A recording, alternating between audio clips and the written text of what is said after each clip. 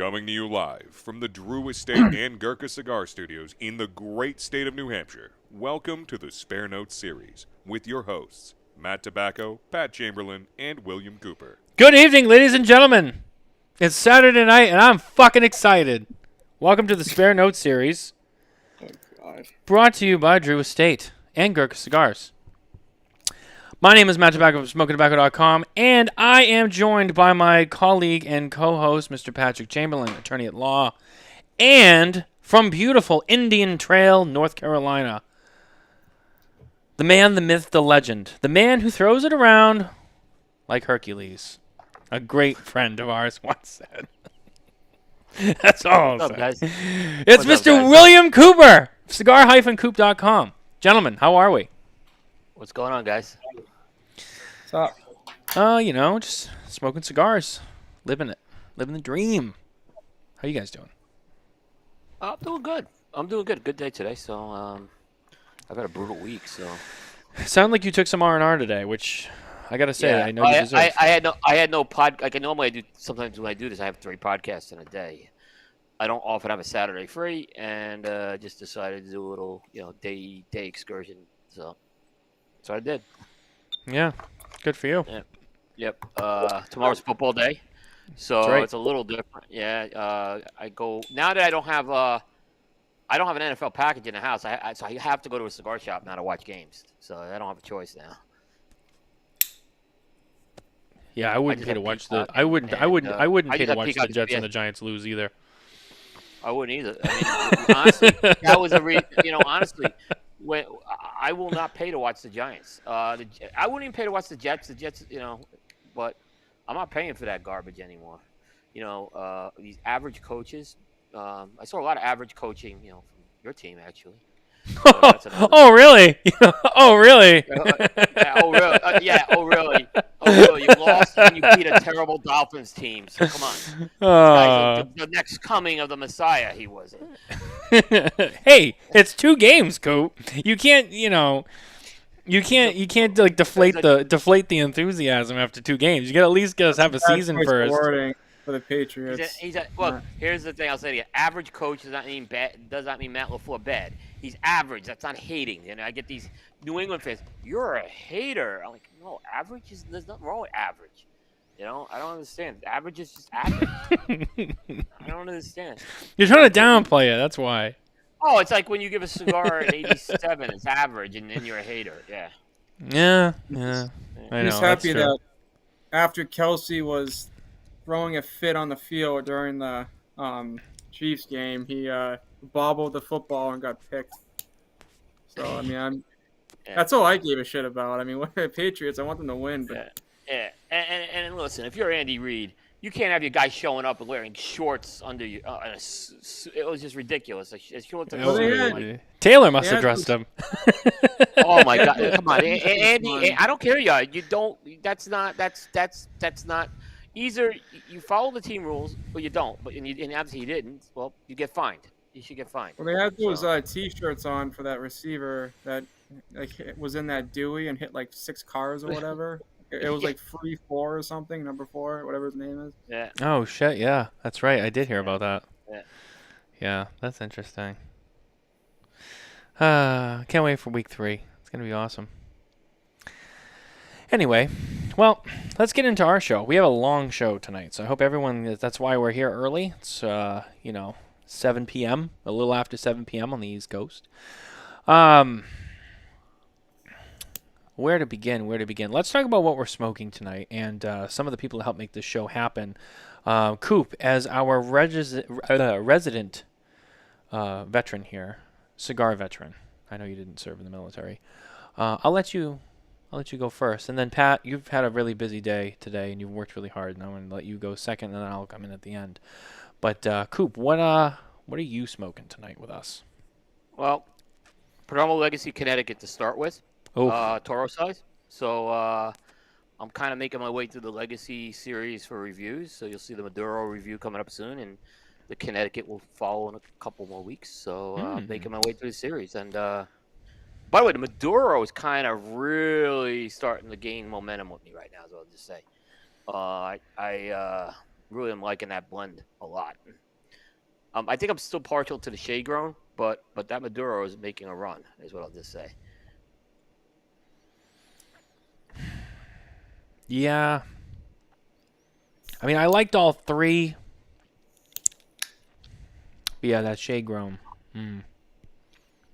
Yeah. Yep. I liked all three too. Yeah. Too. That's Yeah. really a good. Which is interesting because last year, when it was 30th anniversary, we gave number 1 to Sungrown, and you gave number 1 to Maduro. So we were both pretty damn close. Yeah. And I had the sun grown on the list as well. Yeah, So, and I had the Maduro. Maduro, when I first smoked these, it was probably third of the three, and that's not bad. It still was really good. Now it's kind of climbed up to second. That's, again, nothing to take away from the Connecticut. So. Oh, absolutely. Absolutely. Yeah. Pat, what are you smoking? I just thought it was funny that Coop said to start with, and he has a Toro out, so it just kind of says how long the show is going to be. I have a Churchill of Maduro after this. So. He's got all big sticks tonight. He's ready to go. I mean, I'll tell you, I have some variety tonight if we're going to be doing, like, round 1 and 2. I have the Aneo Shark right now, and then I'm confused whether I want to do, like, an Opus Double Robusto, an Opus Robusto. I could do an 888. I mean, I don't know. It's Fuente Saturday, though, so. But, yeah, so I'm doing the Anejo Shark to start with, and, yeah. I'm smoking a Don Carlos Lancero. So I was going to do that, too, but I thought, I thought against it. Well, it's got that beautiful African Cameroon wrapper on it, which is delicious. And in the secondary, my man Pete. Shout out to Blue Smoke of Dallas, Texas, Mr. J. Davis, for once again supplying me with all of my Tatuaje needs. I have the new Cohetes Corojo from Tatuaje, and it's delicious. I mean, smell right out of the box, fantastic. I'm probably going to have maybe 2 of these because they're small, and then I'll move on to something else, but these are lights out. But I have more stuff over here that's just kind of a variety. So, but that's where I'm starting off tonight. So very, very excited. The only thing I forgot to grab in my hurrying is a beverage other than water, but that's okay because I might just get up and excuse myself and go to the fridge in a moment. Because, I can probably get away with that. So it only will take me 10 seconds. Relax. But yeah, so that's it. We're ready to go. I see Jay is here, actually. Craig Williams is here. Thank you for everyone for watching. I know we have a cast of people that are tuning in tonight. Where to begin? I think we'll start with the. All right, so let me address what was written today, and then we're gonna break that down. Okay. All right. So what was written today? There was something written today. Yeah, there was something that went out on my website. Grabbed a lot of attention. Oh, man. So first and foremost, one of the things I learned today about people in general, especially people in the cigar business, or maybe not the business, but the cigar community, is that they don't know how to read. Nobody knows how to read. I don't know, I watch the news from time to time. They say that, our students today are performing at historic lows. I don't know. I mean, it sounds like maybe millennials and Gen X might have been down there too. Nobody knows how to read. You put out an article, and then all of a sudden everyone starts, banging the door down, being like, ha, ha, ha, ha, ha, ha. I'm like, did you read the article? Don't worry, I'll wait. Did you read the article? Because if you read it and you know how to read, you would know exactly what I was saying, how I said it, and where I said it too. And I get people who come after me being like, well, you're wrong about that because I got this. And I'm like, you didn't understand what was written, did you? So I just want to make that statement because I'm tired of getting all these DMs from people who don't know how to read. That's the first thing I'm going to do. Sorry, I know you guys probably didn't want to hear that, but it is what it is. The second thing is we'll actually talk about what that was and what was in there. And obviously, I'm not going to take all of this, so you guys jump in and grab what you want when you can. The first thing on that memo was something that's, in a general sense, been kind of talked about. But more specifically, the PCA, Premium Cigar Association, for those who don't know, they put out an article regarding the much talked about Fuente Meerapfel. I don't know how you want to say this because we're gonna break this down, but what appears to be based on based mostly on a memo that was sent out by Jeremiah Meerapfel, that would appear, although not 100% confirmed, but based on the information that we have, it would appear that all of their business has ended, which is shocking on the surface. And, Coop, I know you read that story, but it was taken down. And I think that was the right move. I don't think that the PCA should be writing stories like that. I don't think that it's appropriate for a trade organization to be writing stories about members of the organization that might be feuding. That's usually a no-go.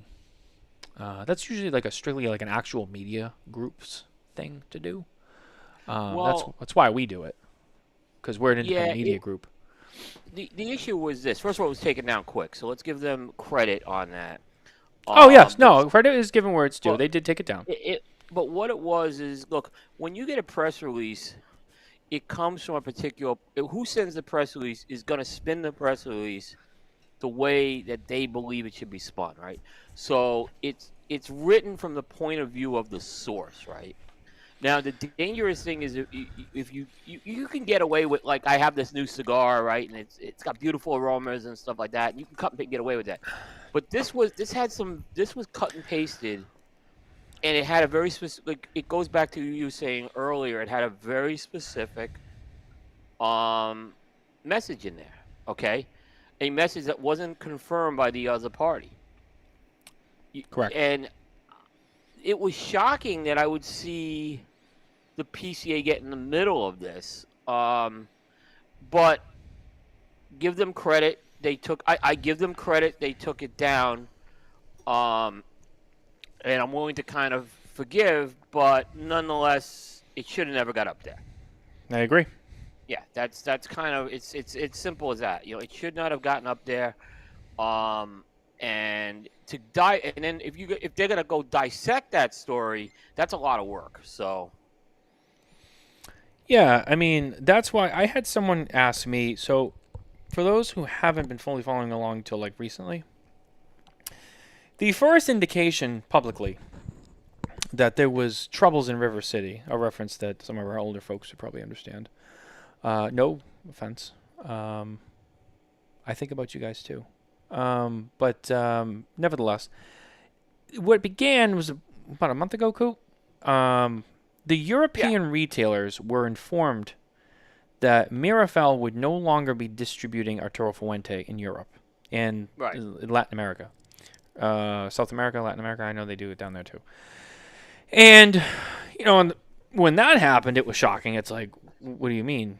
I mean, that's questionable in itself. It's like, oh, okay, why?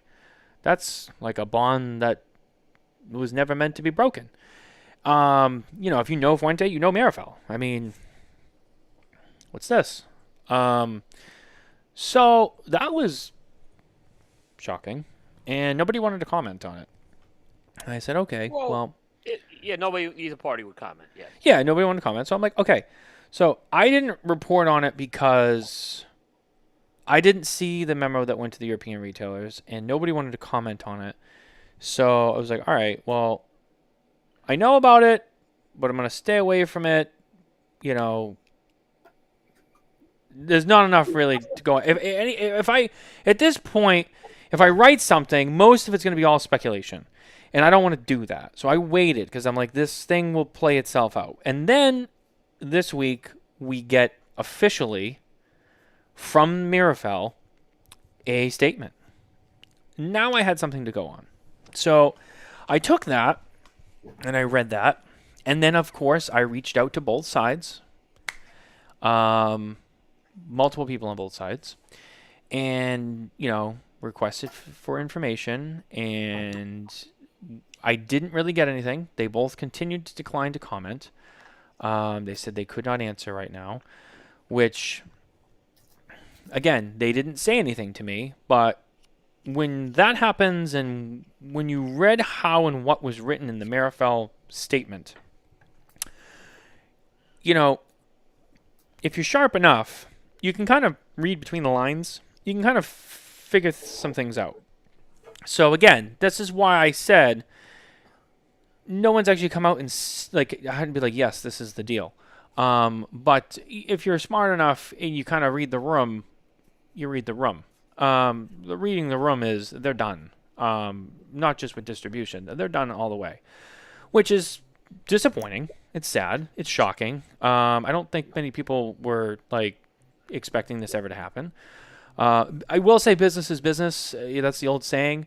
And I know that's true because I know some people are going to echo that out. But still, it's interesting that it happened. And it's kind of like, oh, wow. Which in turn, I think automatically, if you made it that far, one could assume, and again, this is an assumption based on the information that we have, things are probably not going well. And I don't know why, don't know what happened, but this just doesn't seem right. So one could then obviously go like, oh, well, something bad is going on between these two parties, and we don't have the information, and we don't know what's going on, but their business relationship abruptly has ended.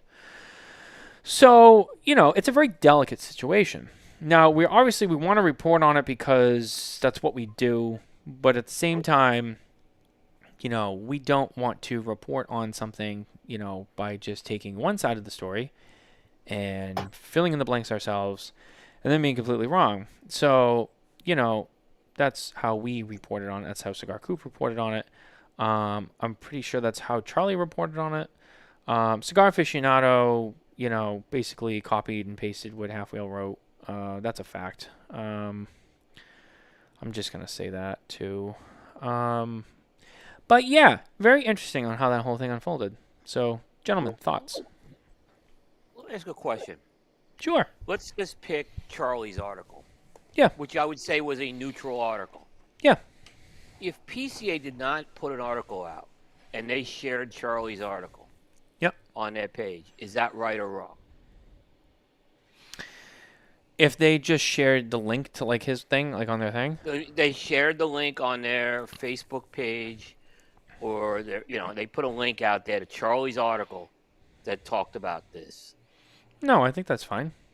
I think it's wrong. I think they should not be getting in the middle of this at all. This is not something that needs to be brought to the attention of members here, namely one member having a problem with another cigar company. So I think it goes beyond that with me. They should be staying out of this because here's why. They shouldn't be reporting on things that are dividing the industry. Well, they shouldn't be doing their own reporting. That's my issue. I mean, if they're sharing other people's links within the community, I do understand your point, and you know what, you do make a good point. But I think 100% they shouldn't be doing their own reporting. They should not have a person that's doing regular cigar journalism as a trade organization. I've felt that way since day one. And I know you have, but I think in this case, because I've always said, look, there's plenty of people you could share content on. In this case, they should be just staying out of this one, right? And you know what? You're right. Yeah. They should. Yeah. They should. Yeah. But I would at least appreciate if they shared the media. No, I know. It's not about who got picked. It's just, I guess I'd rather see them share an actual media group's link to go to a media person than to send out their own interpretation. Yeah. Because I think that's the worst thing you could do. You look at Carlito, who has been a fierce supporter of the PCA, okay? And then he's having a dispute with another company. I don't know why you're airing that period to begin with. That's not something a trade organization should be doing. Now, is it something that we should be doing? Unfortunately, it is something we have to do. I hate doing it. It is something we do have to do. Now, your issue about them reporting on it, that's a whole other issue, and I understand that too, completely. And that's that's why they've chosen to put money into this, and that's that's their call.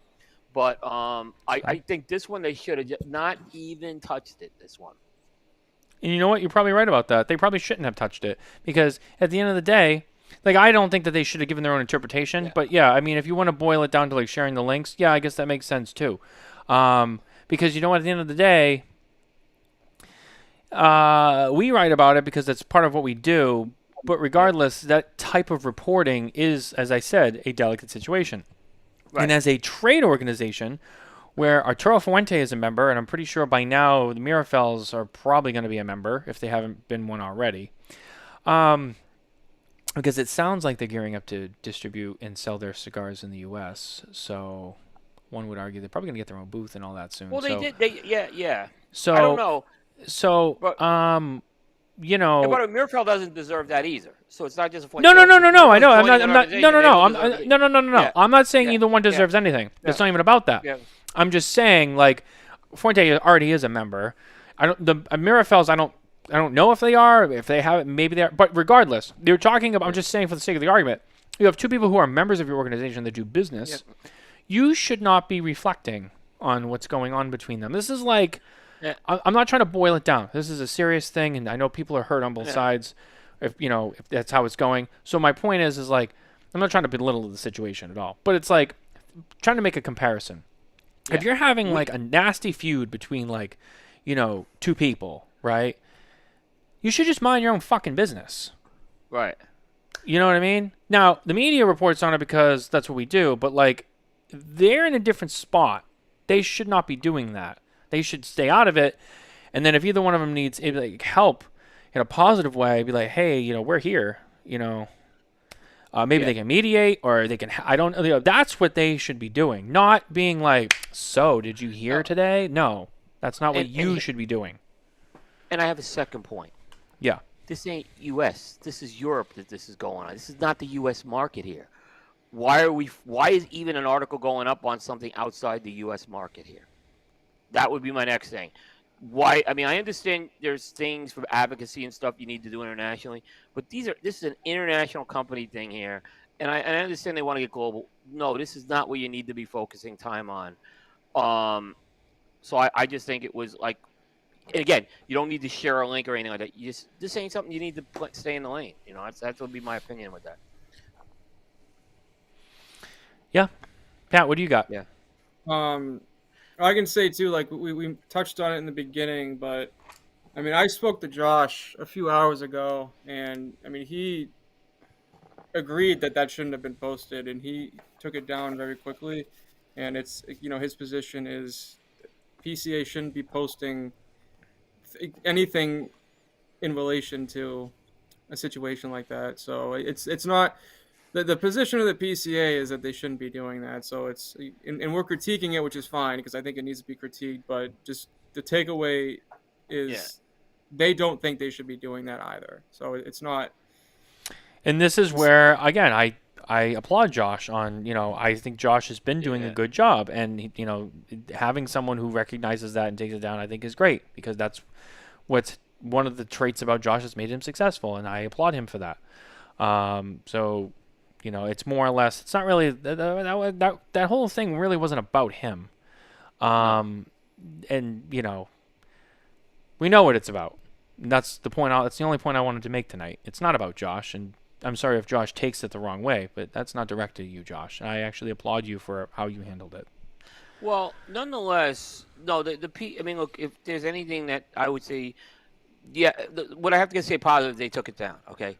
Yeah. But the other thing is, I think they really need to look at where they're spending resources on what they're covering. Yeah, you should. And I think that's a bigger thing. And because, again, this is not about competing with Coop or anything like that. This is okay. You are funding a resource here. Where is the time being spent, and can the time be spent effectively? And I think that Josh has run a good organization. I think they'll do those types of things. But I agree. Nonetheless, I just have to, like I said, I think they have to look at that. Take it as a lesson. Take it as a lesson where you're going to be more effective in how you're going to use the role here. I don't want to take it. Like I said, it was taken down. I give them credit on that.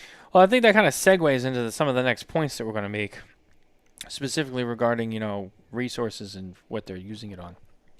Before we move on, though, I do want to talk.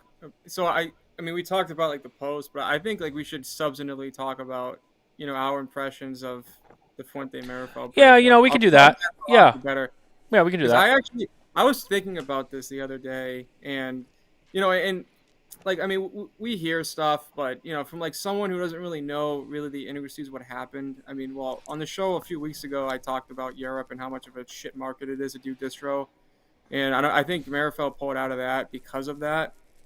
But again, that's not confirmed. Which in that case, it's a business decision. Now, whether or not notice was given, and I'm sure I'm sure it's messy, right? Like no one said it's messy. I'm just assuming it was a messy situation.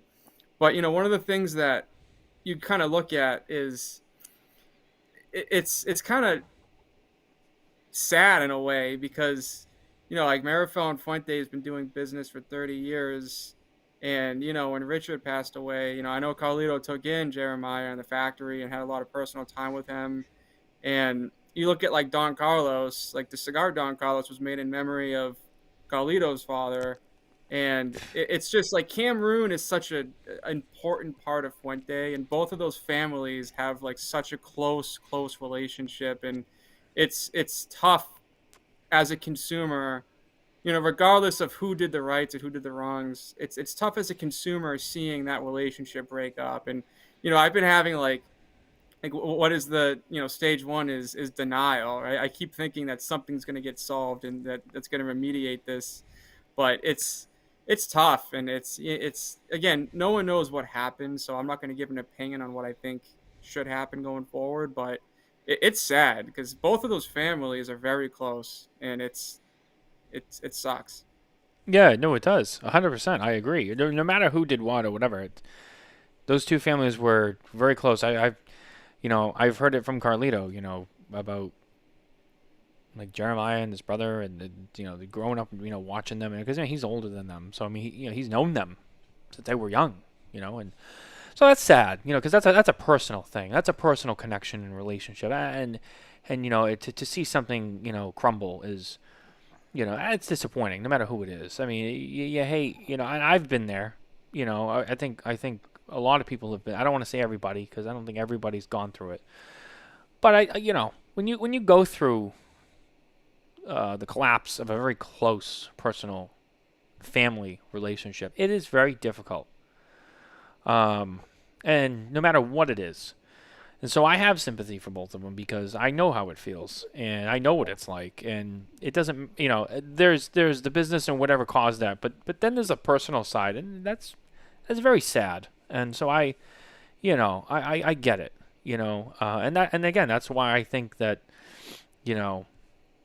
it has to be approached a certain way.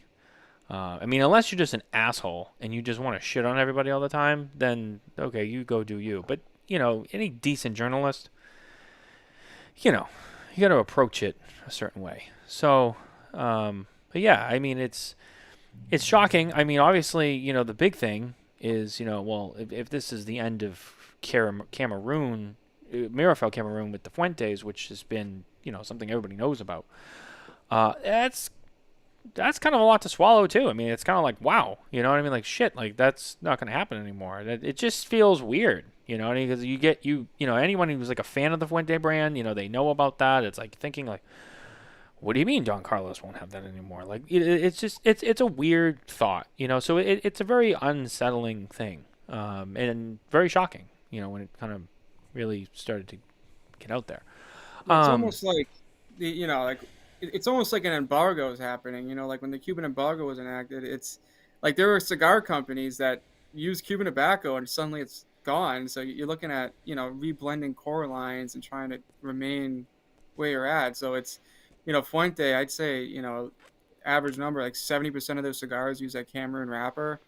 So it's interesting. And again, like Fuente is a very smart cigar family. So I'm sure there's a plan in place.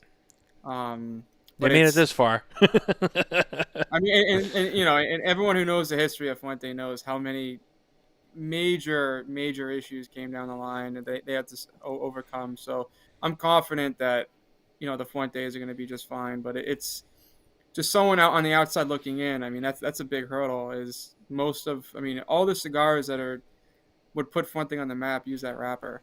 So it's like your 858s, your Hemingways, obviously the Don Carlos. It's it's difficult to think about for sure. Yeah, and no one knows what happened, so I'm sure we'll get details as we go. But stuff like this, I mean, you don't know what's going on in the background. It might be attorneys involved, whatever. Like, I'm sure statements won't be given like beyond what was already given for a while.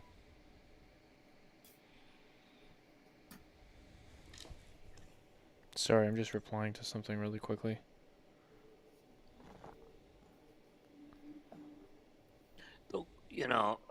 I just say it's like a divorce. And what's the most common reason for divorce? Irreconcilable differences. What are those irreconcilable differences? We don't know Money. when it happens. Well, we usually don't know when it happens, but at some point it will come out. I agree with Pat. Is probably, and Fuente has been very quiet on this, and I actually support them on this because, I mean, we don't want another Crown Heads Luciano situation, which would be bad for this industry. With these two going at it, this is not something that should be settled on social media or anything like that. So I wasn't surprised that Meerapfel put something out on Thursday because of Inter Tobacco opening and the Fuente booth empty. So I wasn't caught off guard. It made sense. I wondered if they were because I did have a heads up the day before that they weren't going to the trade show, that the booth was empty. So yeah, I was told that they weren't going to be there. So I'm sure they had to do that. Now I'm not saying what they wrote was right because you could go into that thing and we've seen some comments already in there. So that's not what I'm saying, because what I am saying is I'm not surprised they put something out. Is all I'm saying. Yeah, sorry, Nicole was texting me. I apologize. Yeah,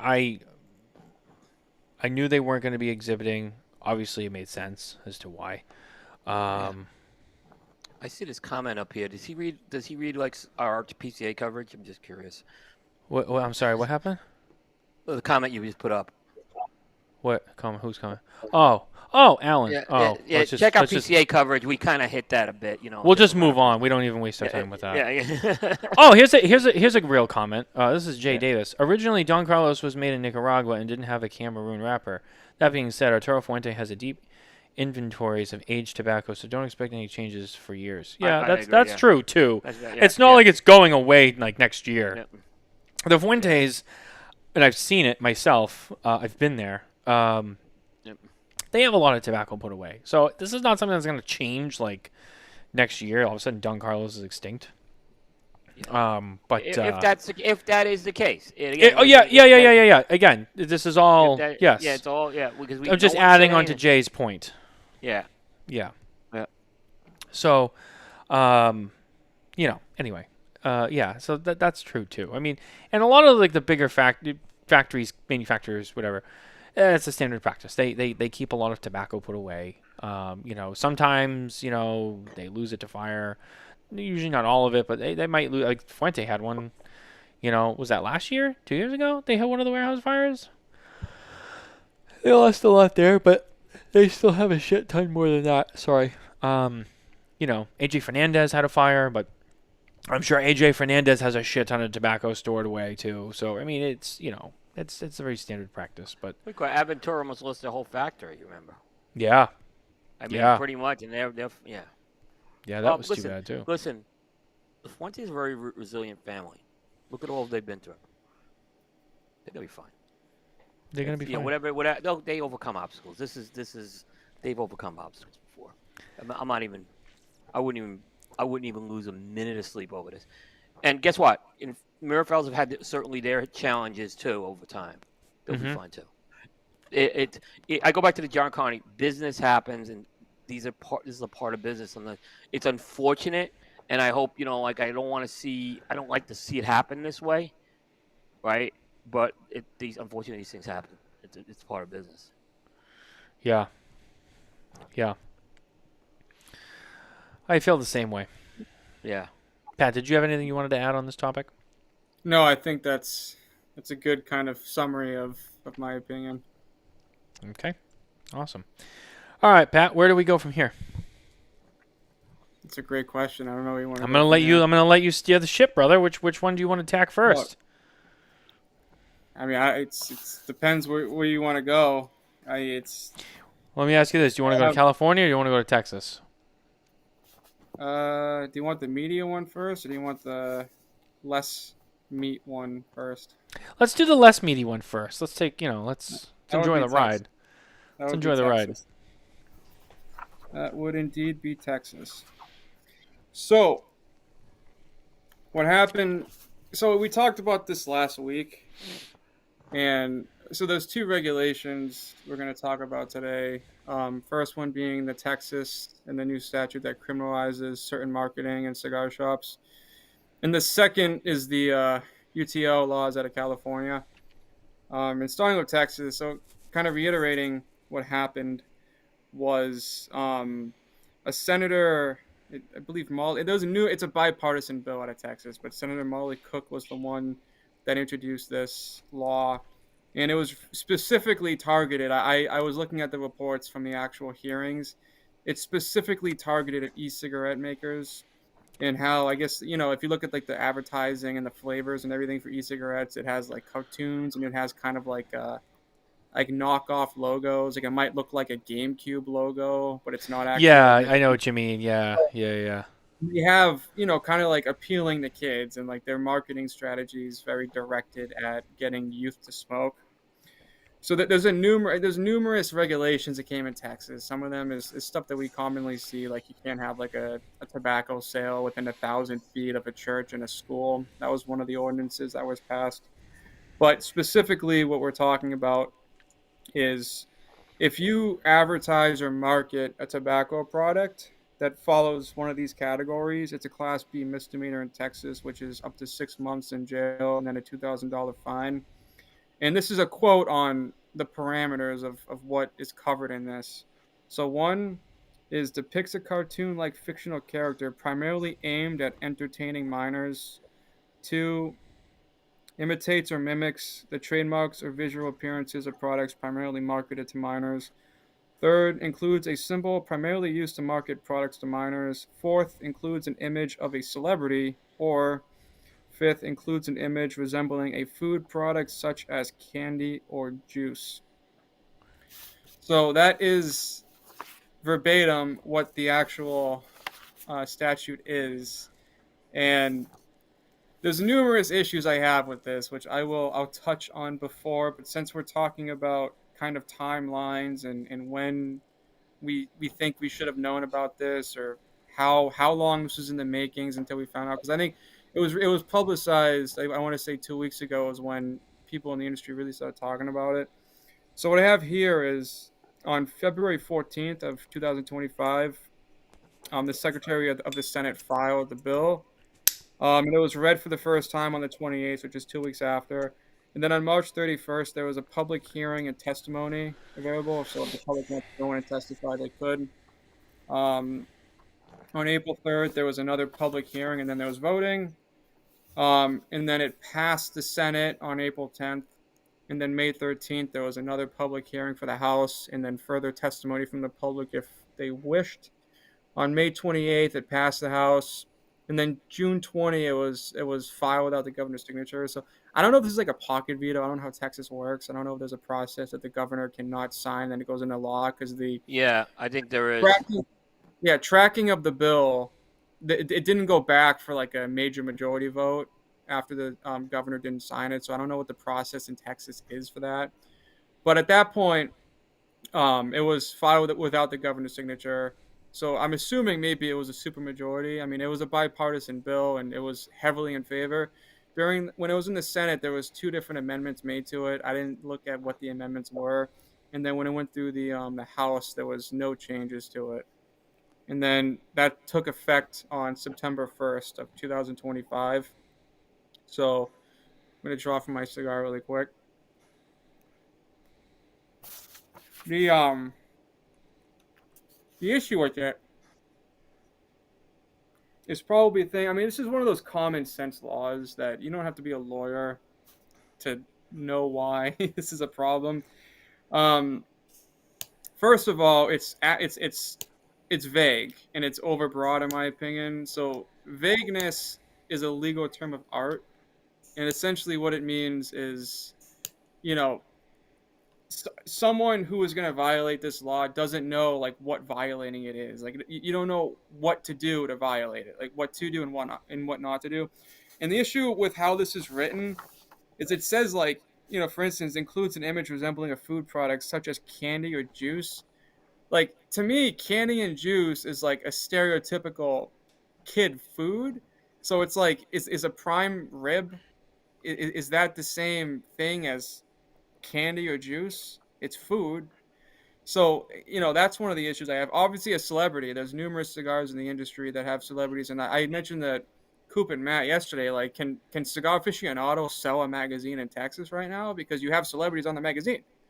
So, and it says smoking products. So I don't know if the definitions aren't really classified. So I don't know if like you would count a magazine as a smoking product. I personally wouldn't, but again, the way the law is written, I'm not sure. And then, like the trademark, and it's the issue I have is this was introduced and the testimony given was against vaping, specifically vaping. Like the senator who was sponsoring the bill was specifically attacking the marketing techniques of vaping companies. And this was proposed. And again, when you don't have people in a specific industry testifying, then the narrative being pushed is ultimately what you're going to get. And the narrative of this is bad for kids is time and time again a compelling government interest. Like there's no one that disagrees that protecting the youth is an important interest that should be safeguarded. So then you run into like getting mashed together by people discussing stuff that don't know any better. So vaping has nicotine, so let's just put nicotine, like smoking products, in this law. Like let's put it all in together. And again, you go in. I didn't see where the amendments were because again, when it was in the Senate, it was amended 2 times.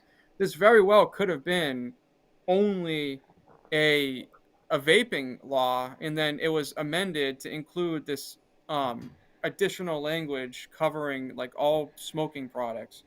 So like I have a big issue with this Texas law, mainly because one, I have no clue how to be in compliance and what I can and can't advertise. Like, David Ortiz came to Twins last week. Is that like, am I going to get arrested in Texas if I have Ortiz show up? Like, it's difficult to see the applicability of it.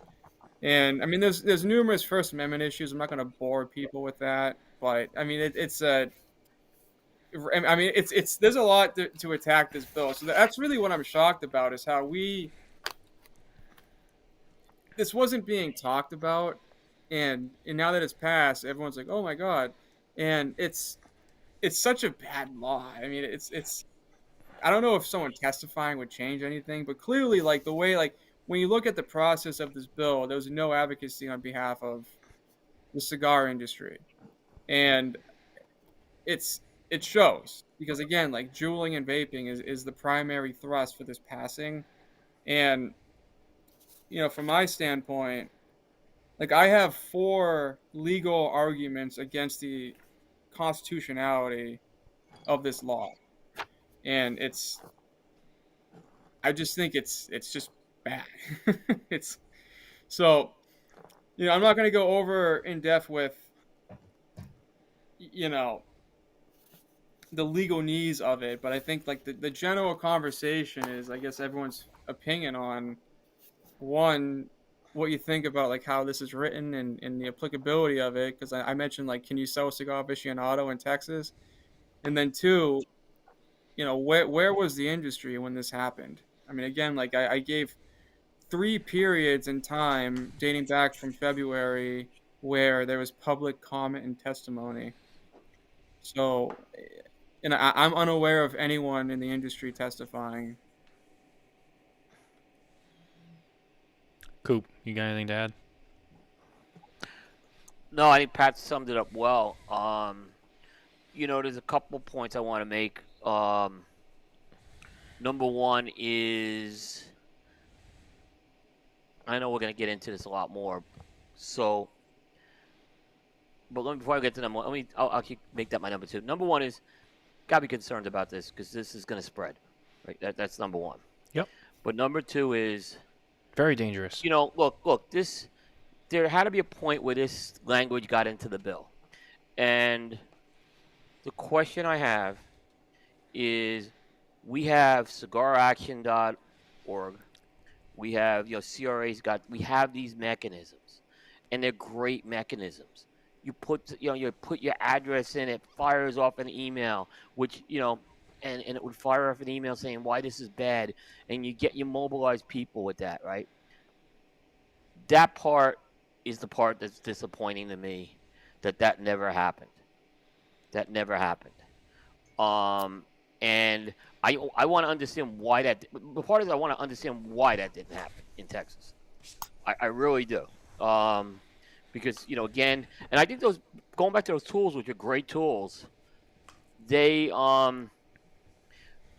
one thing I like about them is they'll come up with language, so you don't have to think of the language to write in your body of your email. It comes up with it with that. That's the part that I'm concerned about, and I have questions on that. I don't want to lob bombs at anyone here. And it's, by the way, it's not fair to blame the PCA on this either. All of our trade associations have to look in the mirror on this one. Well, I don't think anybody blamed them for causing it to happen. I think the blame that, again, this is where people don't know how to read. What I wrote today was there was no good transparency of communication. Everyone's taken it as a personal attack, like, oh, you're saying we didn't do shit. That's actually not what I wrote. That's not what I wrote. No, and I hear you, Matt. And that wasn't meant to be attacking. My question: when this bill, how did we not have boots on the ground when the language was getting in there? And that's my first question. Why wasn't this put into cigaraction.org?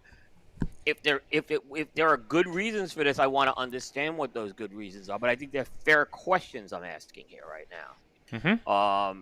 Very good point. With that, yeah. Like, there's a couple manufacturers in Texas too.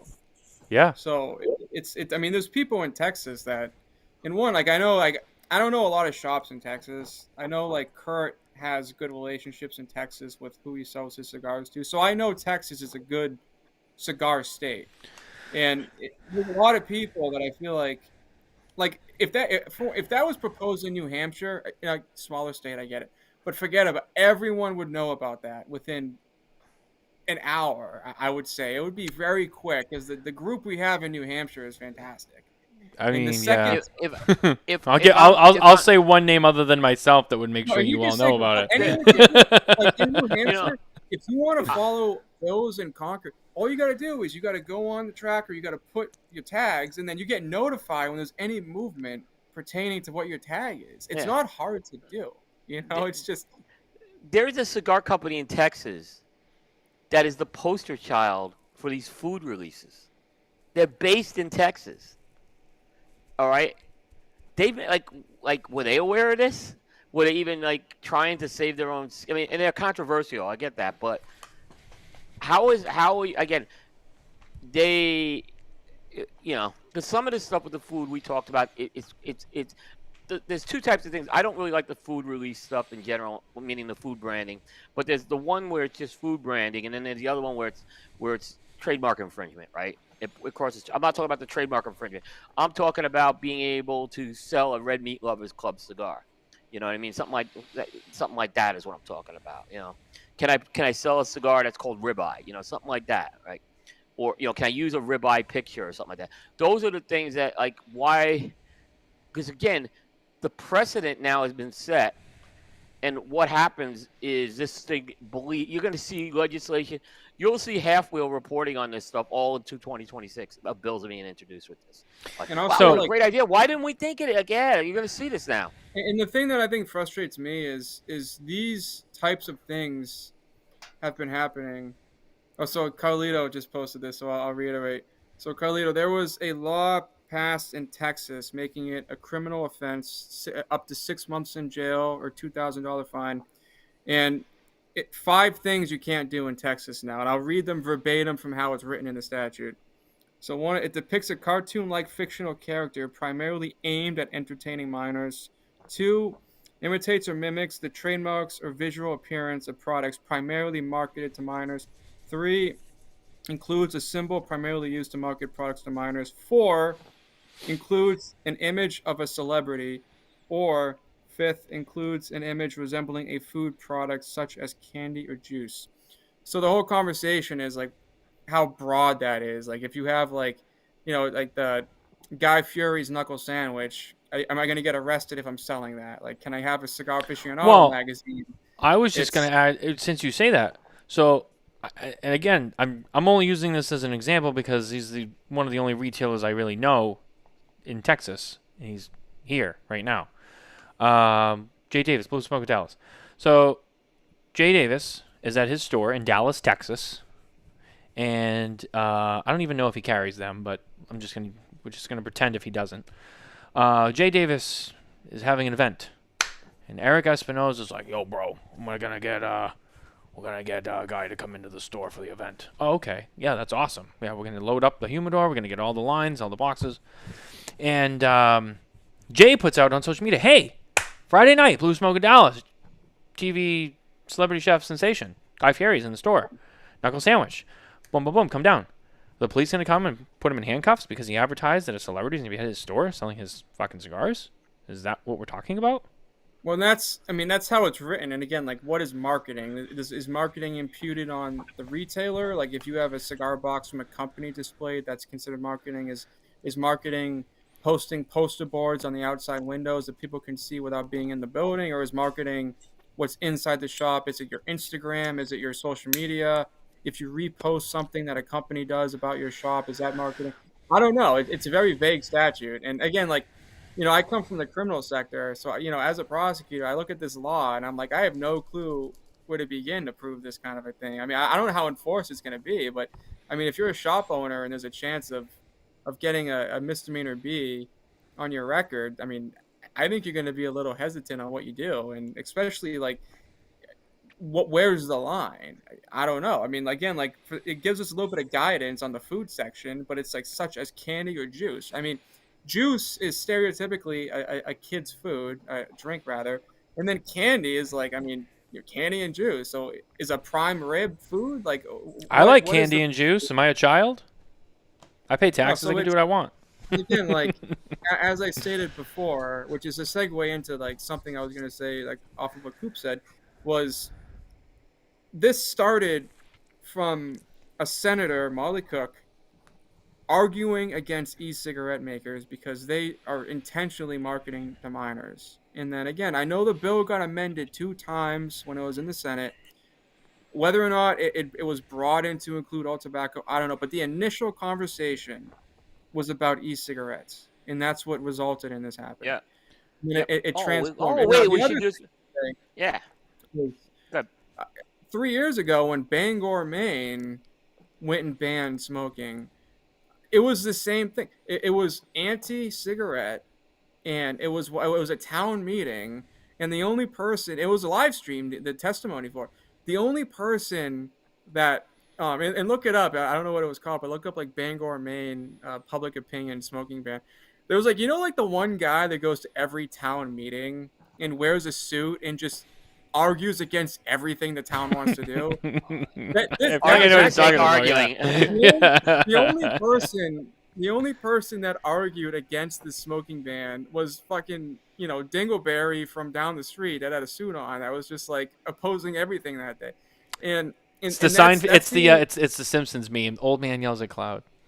Yeah, and that's the only advocacy Bangor, Maine had was this dude that just was like, fuck the government. I'm just gonna oppose everything today. And you see like Brookline, Massachusetts, same thing. There was no advocacy. Oh, don't even get me started with that, because we're trying to stay away. We're trying to stay away from calling out people from the PCA. But let's not forget when I walked on the PCA trade show floor a few years ago, and I went up to an unnamed person at the PCA who handles the state things, and I asked about what's going on in Massachusetts, and I was told, calm down and stand by and relax and this and that. And then, now we have some of the first generational smoking bans on U.S. soil right here. I asked you about that. What happened? Oh. And I'll say, like, I've been saying this, like, for months and months now.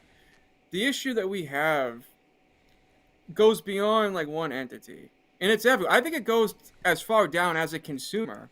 Like if Dingle from Bangor, Maine, can just wake up and put a suit on and go testify at these things. I mean, come on. If you smoke cigars and you live in Bangor, Maine, take a fucking hour out of your day to testify against it. If you want to keep smoking cigars in Maine, if you're in Massachusetts, you know, as a consumer, go and testify. It's open to the public. You know, it's public speaking. I know some people don't like doing that, and I get it. But there's enough people in this industry that are fluent in being able to speak in public. Like, if something happened in New Hampshire, like we have a great trade group in New Hampshire, but I would testify in a heartbeat if we didn't have that. And you know, I don't really want to do it, but I'd be there. I like smoking cigars, and I think like there's numerous, and I think the California conversation is going to blow a lot up here, but there's tiers to issues in this industry, and I think it goes down all the way from manufacturer to consumer. Like we have a very educated consumer base, but they never educate other people. It's insane. Like there's enough people that smoke cigars who can properly spread the word, and they don't. And again, you see it happen in Texas. There's a lot of people that are interested in premium cigars in Texas, and again, nothing was done. So, you know, I think this goes beyond like trade group representation. I think it goes down to just how much do we care about the industry. It shouldn't just be on the retailers. It shouldn't just be on trade groups. I mean, the consumers either at this point. Yeah. I think my thing cut out. You're still here. But like I said, I have my single question on this whole thing with Texas, and it's going to be a similar thing, is I want to understand. We talk about, like, one thing that the PCA has done, I think, a good job, is they're trying to move from defense to offense. And I think, Pat, you were mentioning that yesterday a bit too. And this would have been a way, hey, you're going for it on first down here right now. Why are we coming back in the fourth quarter here, you know, in the game? I mean, that's just kind of what it is. And that's my question, you know. And my other thing is, Pat, you're the lawyer here. I can't answer. This just reeks of exactly what FDA tried to do with ambiguous rules that were thrown at the wall with no thought put into this. And the question is, will a court actually look at this and say, what the hell are you talking about? You're putting this law in with all this stuff in here. If this got properly taught, I think there is a significant issue here. And again, like, and I said, like, it's a First Amendment issue to begin with, because, you know. That's why I said this is a huge issue here. I don't people realize how big commercial speech is a little bit less protected than your typical, like, you're on like a public walk with a sign. Yeah. But like, this is, I'll read the standard for what, you know, like if you're a lawyer arguing this in court, like this is what the government has to show to have something in place like this.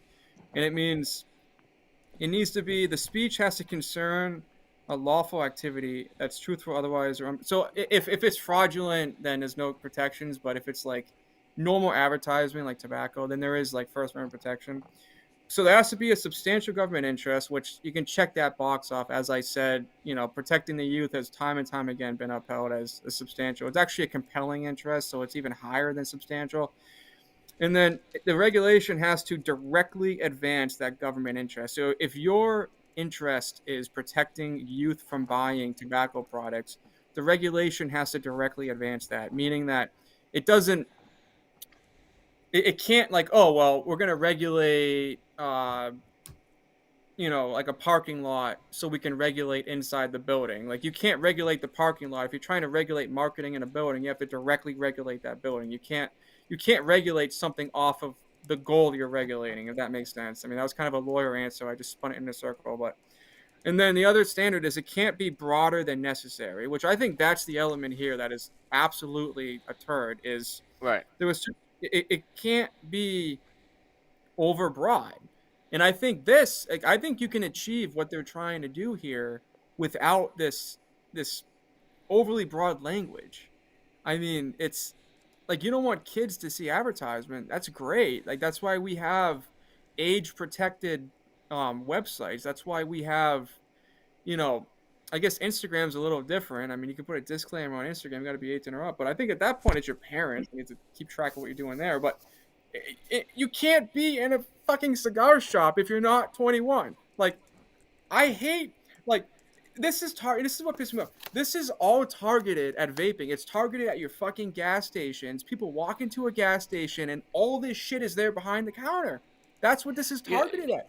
Not the cigar lounge. You can't go into a cigar lounge without being 21. And if you are, you're not supposed to be there. So you can't regulate inside cigar shops as if there's 18-year-olds going in there because it's illegal to do that. So that's the shit that really pisses me off. Is it's like there's a fundamental difference of a gas station versus a cigar lounge, and there's no one is educating these people on what the difference is. And I think most cigars, if you're a cigar shop, by the way, selling vapes, go fuck yourself. I'm sorry if that offends someone, but prominent cigar retailers don't sell these products. Like we are fundamentally different than what this regulation is targeting. Like and that's the stuff that I think like gets me so upset about this. Is it's fundamentally different, and it's like in all of these situations, and we'll go to California in a sec.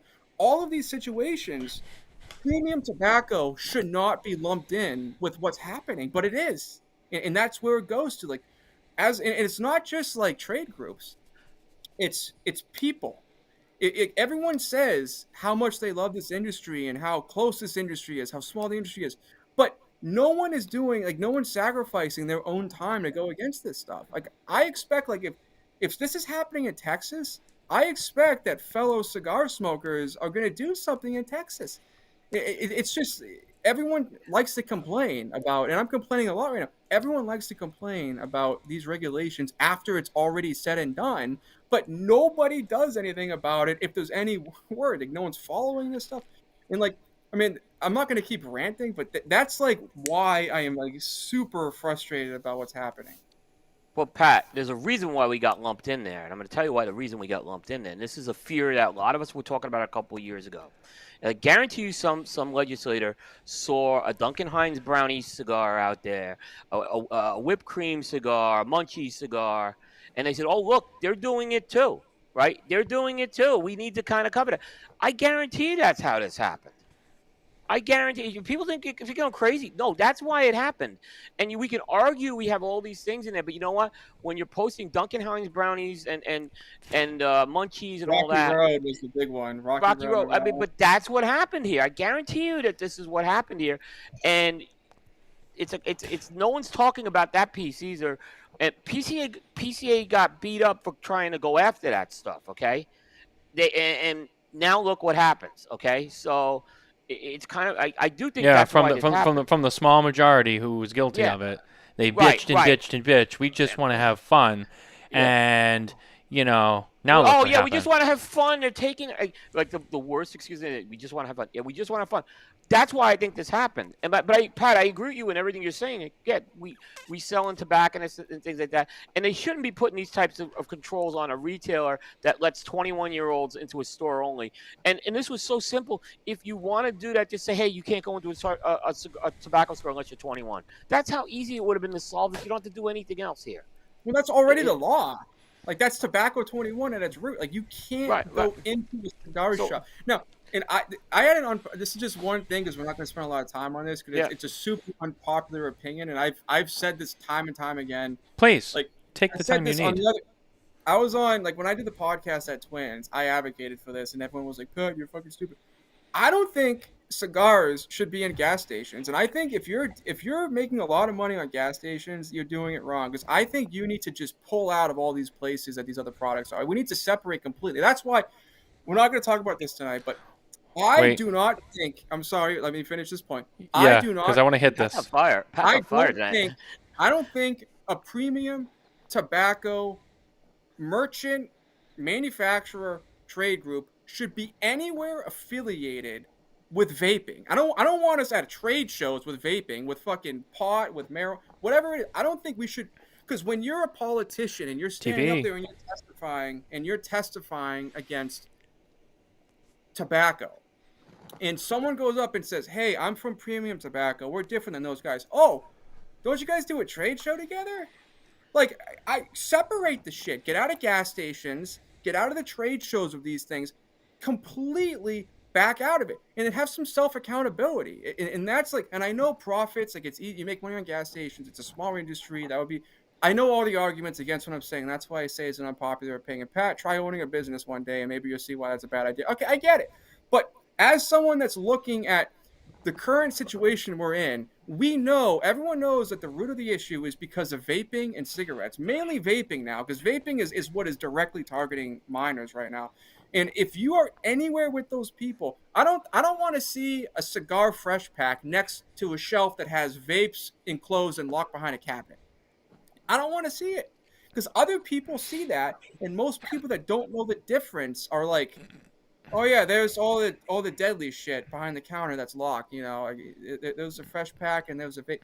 Get the fuck out of it. And again, unpopular opinion, but I think like the fresh pack needs to go away. I mean, I know there's a convenience thing in a cigar shop. I get it. Like when I say it, a lot of manufacturers are doing fresh packs because it gets them in those markets, and I think we need to pull out of that completely, because again, you look at what happens in California and what happens you lose money in the long game if you keep getting bulked in with these people. So you might be getting your nut today by being in these like gas stations, but damn, 10 years down the road, I mean, we have smoking bans going on right now. Like, your nut's going to be pulled out and jammed right back up your balls if you keep doing this stuff. Like, it's just, I'll cut off there. Yeah, Pat, I don't know if you remember.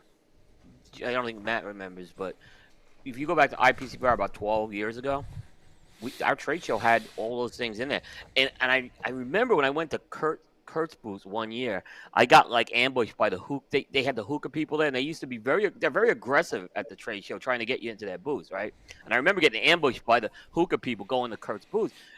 There was a pushback by the industry to get them out of the shows. And I think originally they put them in their own area one year, and they didn't do that good, so they just ended up like eliminating them the following year. But that was a part of the trade show for many years, and they made it a point to separate from that. I don't know necessarily you need to eliminate fresh packs entirely. I think you just sell them in a premium cigar store. Like Perdomo packs, you're not going to buy in a gas station. You're going to buy those in a premium store, or Aganorsa packs, things like that. So, yeah. There's been a move to make packs so they can get into those markets. I mean, that's just reality of it. Now, Perdomo, for instance, they did it for convenience, and I mean, there's people that go golfing and you get a Perdomo fresh pack. But I think a lot of people have followed the fresh pack route to get into those other markets. Because I go into shops now, go to a fucking market basket and see like fresh packs. Like, that's the stuff that I have an issue with, and I said Perdomo that they're not like, they were like the starters of fresh packs. That wasn't for gas stations. It's like, that's just, no, they were for brick and mortar retailers, retail. And they have purveyors. They're for purveyors, yeah. Yeah, Perdomo's not one of those people, by the way. No, that's what I'm saying. I think there are some that legitimately do for the purveyors, and I don't want to. And look, everyone has a different business model. I get that, and we're all here to make money. But yeah, it's a like I said, I hear what you're saying in terms of. This is what happened. We get lumped in. The point, your point is, this is why we're getting lumped in with this stuff. Like, why do we get lumped in with vape? Well, here's why. I mean, it's these little things, and I guarantee all it takes is one person to see this. That's what I say. It only takes one person to see this. The thing that, and I was saying this on the other show I used to do as well, when, again, like the Rocky Road cigar was being contested, and I do think PCA spoke out against doing stuff like that. And they did a good job with that. No. They did a very good job with that. And this is the thing that pisses me off. Everyone will agree that, hey, we need to protect the industry and preserve it. And I know Fuente got really pissed about this too, because it's self accountability with these other companies. But there's companies who benefit from something, and they'd rather get their nut. And Rocky Road's one of them. I mean, it's like, oh, well, we're changing the industry. It's like, you can't do that shit. And I know there's a counter argument to it. Like, well, yeah, look at the craft beer. Yeah, craft beer. I mean, how many drunk driving is, drinking is a big issue, especially with minors. that's a different argument, craft beer, but they have a They're not different. trying for prohibition on beer. That's the problem. Yeah, and people Yeah. like beer. That's what it is. You're not a minority if you drink beer. Like premium cigar smoking, I mean, a lot of people do it, but like when it comes to like stuff like we do, it's kind of a minority group of people that smoke cigars. So you get a different kind of, and I get like maybe down the road one day your goal is to be like craft beer, you can do whatever you want, but we're not in that situation. We're highly regulated, and I just get frustrated that there's self agendas, which I get is business, but people get way too fed up in their own agenda, and it causes things like this, and it's. And that's like, I mean, we wouldn't really sidetrack on that. Well, I wanted to add. I wanted to add something in before you guys like went off the rails, and that was the whole convenience store thing. Look, I think my rocking chair is gonna break. Who do you see in the gas station 99.9% of the times? I don't know. It's only one group. I'll give you a hint. It's a publicly traded company. Oh yeah. Yeah, sometimes you see Acid, or you might see an Ashton. I'm not talking about them. There's one group that in those specific stores, when you see premium cigars, it's one company. We all know who it is. And what else about them is interesting? They got the deepest pockets. Well, we're going into that when I go to California. We're going to that. Just setting the stage, brother. Just pointing it out. Well, it's an observation. You guys want to move on to California? We still got more to talk about. You guys can do whatever you want. Go ahead, Coop. You got something? Go ahead. No. I was just gonna say I'm not in really no rush. sure where the next steps are with this. Like, and I would guess. Here's what I don't want to beat up any trade association for. I imagine it's gonna take a long time for anyone to issue guidance on this right now, based on the way this is written. There's no way someone could put out a guidance document tomorrow on this because there's so many questions. Someone needs to file a lawsuit, which frankly is probably going to be Big Tobacco. It'll probably be the Juuling companies or something that files a lawsuit against this. I would guess that this is going to be filed by someone at some point. It's probably who's going to make the move. Yeah, I think that's where you're seeing a lot of silence on this too. But again, the fact that there was public testimony that could have been and nothing was done, like that's the stuff of, like, and that's not a trade group thing either. I mean, granted, I mean, it is in the purview of trade groups, but it just it's not only the trade groups. It's not only them. This is on no, it's not on that as well. If there were manufacturers that were aware of this and not making people aware of it, shame on them. Yeah. There's manufacturers. I don't know who was aware, who wasn't. Yeah. Texas, whoever's based in Texas, like, you should be following your local government, at least tagging tobacco. So whenever a tobacco thing comes up, you're gonna get notified of it. You should at least do that. Bear would have been at the doorstep of someone on this. I can guarantee you that. He's been known to do that. That's what I'm saying. He would have been on the doorstep of someone in the legislature. Sorry about this. I know how he is. That's why. So he didn't have it. He would have did that. Not just he would have put a letter. He would have went there. He's a good man. No, he's done stuff like that. That's what I was. I know. I'm just saying he's a good man. He actually sticks up for himself. Who knows? Maybe one person is sometimes it's better than zero people. There was, this was like we need boots on the ground in certain states, and we can't assume just because we think Texas is not like California. Look what just happened here. This is Texas we're talking about, not California, not New York. This is not Massachusetts. Texas. This is that happened. I didn't know. I know we're going to talk a little. I don't. Yeah. Well, I'll just hold off on that one. I'm going to hold off on that though. What were you going to say? Was it about Texas? I just want to see what we could do to avoid this next time. That's my comment on this. Okay, this happened. It shouldn't have happened. Let's make sure this doesn't happen again. We're on the offensive here, so I think everyone has their marching orders. Let's make sure that this doesn't happen again. See, I don't think we are on the offensive. I think like a year ago we were talking about, like, after the, when we got the meta decision, I think we were like, what do we do from here? Do we go on the offensive? We're going to be reactive. I think we've been reactive this whole year, in my opinion. Like, based on I'm not a member of any trade groups. Right. This is just, Joe from down the street's opinion here. Like, I'm not in the organization. So I don't know if we've been on the offense or not. But from the outside looking in and seeing what's happening, I think we're reactive still. Yeah. And I think at the federal I mean, level, it's a fair point. That's a fair point. I That's a think fair point. state reactive. And I Yeah. think people expected California to happen because it's California, but now Texas, and they're all Not bipartisan. not Texas. That's the point. Yeah, and it shows it can happen anywhere. It's just something that it can happen. So we have to look at these big states. Like Texas is a big state, and we can't assume anything. I think covering 50 states is very hard. I got to be honest. No, and with it you. is, and that's why, like, what do you do at that point? Like, I think I know you have some insights into that too. That's very hard to do that. I get it, but it's something we have to really look at right now because these were two big losses that happened this year for the industry. Yeah, and that's like the big thing. And I know like there's been, there was a program the PCA put in place like a year ago. I want to say it was like a task force. And I think if you had like a group in a state that they gave you some kind of a funding, it was something to benefit local lobbying. And I haven't heard anything of it since I think it was maybe a year ago or a year and a half ago that something like that was announced. And I haven't heard anything further about it.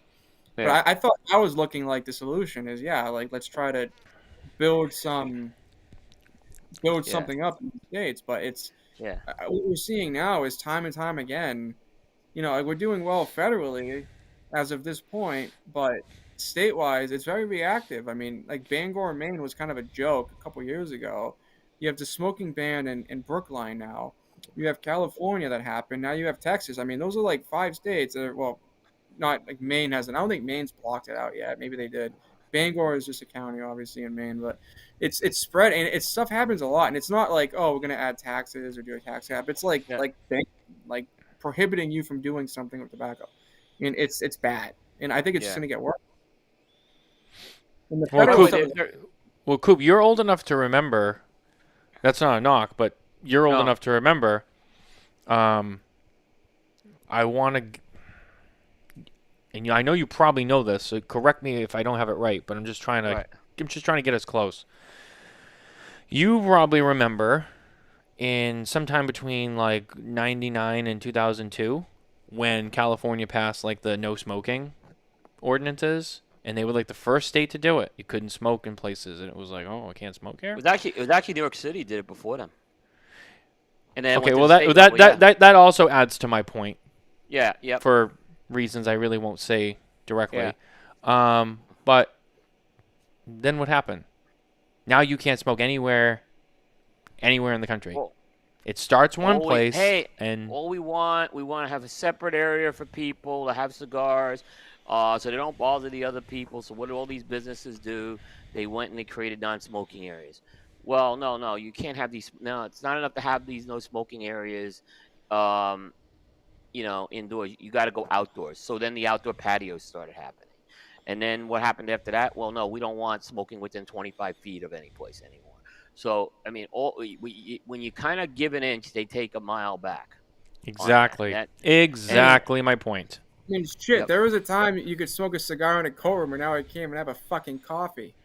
Oh, don't get him started on the coffee. Oh my God. Yeah, I'm fired. Yeah, we were talking. I saw he was in the room. Vance Taylor, who owns Stoic Cigars. He was on the show Thursday night, and we had a conversation about smoking on an airplane. Right? How that's like kind of a bucket. It was kind of Vance's bucket list. I want to be able to smoke on an airplane. I remember being on planes where you could smoke. My first flight, I had to be in the smoking area, of course, right? So I remember I actually was on a flight where you could smoke. So I kind of remember that. When did that stop? I want to say, because I want to say it was the late 80s, 90s. I don't remember exactly when it happened. Because by the time I started traveling for like business and being an adult, it was around 90, 91, you couldn't smoke on planes anymore. And you start hearing, well, you can't disable the smoke detectors anymore, stuff like that. So, but we took a trip to California when I was very young. And because there was a time we thought we were going to move to California. And I do remember that. So I remember being with my dad and being able to smoke on the plane. What was that, like the 70s? It was the 70s, yes. Yeah. Yeah, it was the 70s. I want to say it was like 77, 78. It was a different time back then. Yeah. And it was kind of interesting because we always ask our guests, like, where's a bucket list you want to smoke? And, someone will say the Great Wall of China, a glacier, and Vance says a plane. I thought that was one of the best answers I ever heard. I'm like, yeah, how cool would that be if you could smoke on a plane? So Too many people would bitch and moan about it now. well, when I took the charter plane, we couldn't smoke either, by the way. So I think that's it makes sense why you can't. I mean, it's you're in an air cabin. It makes it. I'm not against the smoking plane. It makes sense to me. I probably would still smoke on the plane because just like when I travel, that's like it's not as much as I love smoking. Like that's not. It's not a place for me. But you'll smoke anywhere. I mean, you'd fucking smoke in a porta potty if you had to. I mean, I try to get the smoking room whenever I can. I know. I always try. And then in the cars, I smoke with the windows. I was talking to Vance about this too. I smoke with the windows up. The windows got to be. I don't want air coming in here. It blows my cigar and stuff. Ask Ben. I nearly suffocate these guys with the smoke. I remember the first time I was with Carney, like when he had like a company rental car, like back in the day. We were going somewhere. Yeah. When you get in a rental car, it's got like no smoking, $300 fine. We got in the car and he starts digging and he pulls out his fucking cigar, he puts it in his mouth, and I go, "I'm in the rental car." He's like, "Yeah." I was like, "You can't smoke in here." And I don't give a shit, but I just want to like bust his balls. And he just looked at me and he went, "Yeah, fuck." He smoked in hotel rooms. I did a show with him. He was smoking in a hotel room, yeah, he's a character with that. And the smell is actually not the biggest problem because I've never gotten nailed with this one. The one that you got to watch is when the ashes start getting in the crevices. That's tough. And some of that ash gets in the crevices. It's hard to get out. So that's where it gets. That's why I don't like the windows. That's why I don't like the windows blowing the shit in there because it gets all over the place. Yeah. Yeah. I don't smoke in my cars regularly, but like when I bought my Lexus in 2019, I put a video up the day I took it off the showroom before I lit a cigar up in it. So. And by the way, I use those Dave Garofalo margarine containers. They're the best thing in the world, by the way. The white thing? The white things, they work great. I mean, keep it in the car, set it and forget it. It's like it works.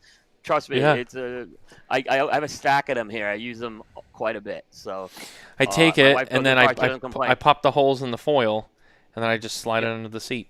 Yep. Yeah, and then you just gotta remember to check it because they dry up eventually and they evaporate. So yeah, it'll shrivel up. Yeah, but that is Dave. Dave, that's the best thing I've ever found. By the way, I know Two Guys is a sponsor. You guys, so get those from Two Guys. You can find them at the number 2guyscigars.com. Actually, I think they are on there too. I think they're on the Two Guys website. No, I buy them off the Two Guys website. Oh, you do? Yeah. Yeah, because I know they have them in the store. In fact, I put an order in recently for something. I forgot to order more, so I got to put another order in at some point because I usually try to order them with cigars too. Yeah, they sell those. They sell candles. They sell spray. Hey, you know what Two Guys sell? This is a side note. You know what Two Guys sells that like nobody realizes? And I think it's on the website too. Dude, they sell beef jerky. That is out of this. I got it. When I went up there, that beef jerky is like gold. It's great beef jerky. I got some when I went up there. Did you get the bacon jerky? Yes, that's the one I got. I got a bunch of them. Yeah. They have a beef jerky and they have a bacon jerky, and the bacon jerky's got a little spice to it. Oh my god! I don't know where Dave gets those from. Legitimate good beef jerky, and it wasn't that expensive either. No, it's not. No, it was good stuff. Yeah. I gotta swing in there and get some this week. I mean, it's. I don't think they sell them on the website though. That's the part I'm not sure about. If they don't and you want some, I'll get it and send it to you. Oh, absolutely, yeah. I don't mind because it's good. I completely forgot about that. I completely forgot about that. I completely. Pat, you gotta tell. They do sell it. They do. They do. Yeah. So I'm glad you remind me. The cilantro beef and the sriracha bacon. It's the sriracha bacon. Oh my god, the sriracha bacon. I mean, the cilantro beef's good, but the sriracha bacon is out of this world. It is legitimately. Trust me, it's really good beef jerky. Dave, if there's anything from Two Guys, the number 2guyscigars.com that I promote in this show, that fucking jerky, man. Like if you go to Two Guys and you order cigars, just Just throw a bag of each in your cart. It's like not too much $7.99 money. for a bag. Yeah. It's not that expensive. It's not that expensive. Just do it. It's almost as price of Jack Link's, and it's 20 times better. Yeah, I mean Jack Link's is almost the price of that. It's 20 times better than that. Yeah. It's so good. Yeah. You gotta get Kurt. Be like, call Dave and find out where he gets that jerky from, and get like a twins version. Yeah. We need it. We need it in more stores. Kurt sells nitro sauce. That's like crack. Does he? That's his. And he has like Dom's meat too. Like Dom's. He sells Dom's meat. That's his thing. His maple syrup, his bourbon barrel aged maple syrup. Fuck, it's fire. It's fire. Oh yeah. That is good. But anyway, enough about the food.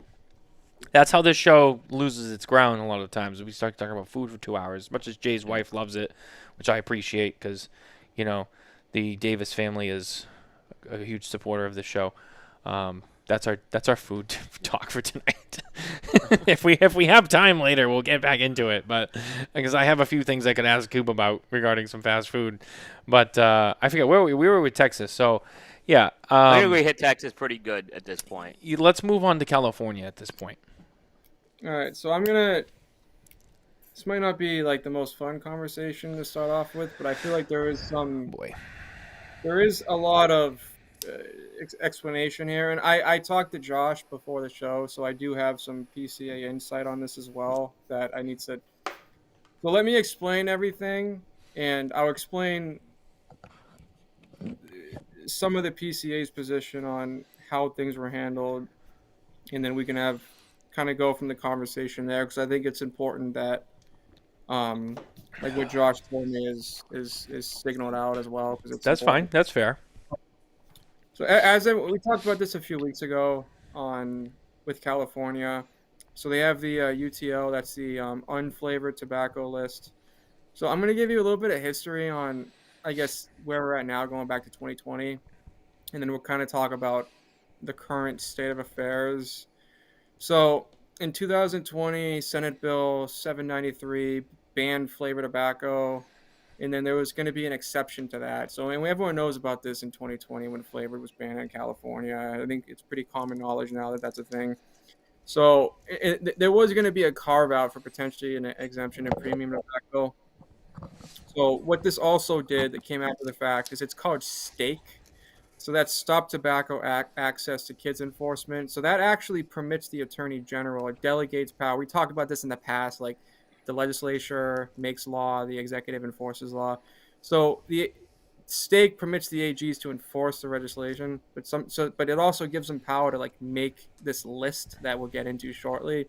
Because it really is, making that list is making law, and the executive doesn't make it, enforces, but STAKE permits the AGs to make these kinds of regulations here. So now, the bill in question, which causes the UTL, is Assembly Bill 3218. This was approved by the Governor of California and filed with the Secretary of State September 28th of 2024. So this is where the conversation really starts, because essentially what this did was it required, this is in September of last year, we knew about this. The bill requires the Attorney General no later than December 31st, 2025 to establish and maintain a list of these exempted products or products that have to be licensed due to them not qualifying as the exemption, which I'll get to what the exemption is shortly. And then that will be going into effect, as I said, on January 1st, 2025.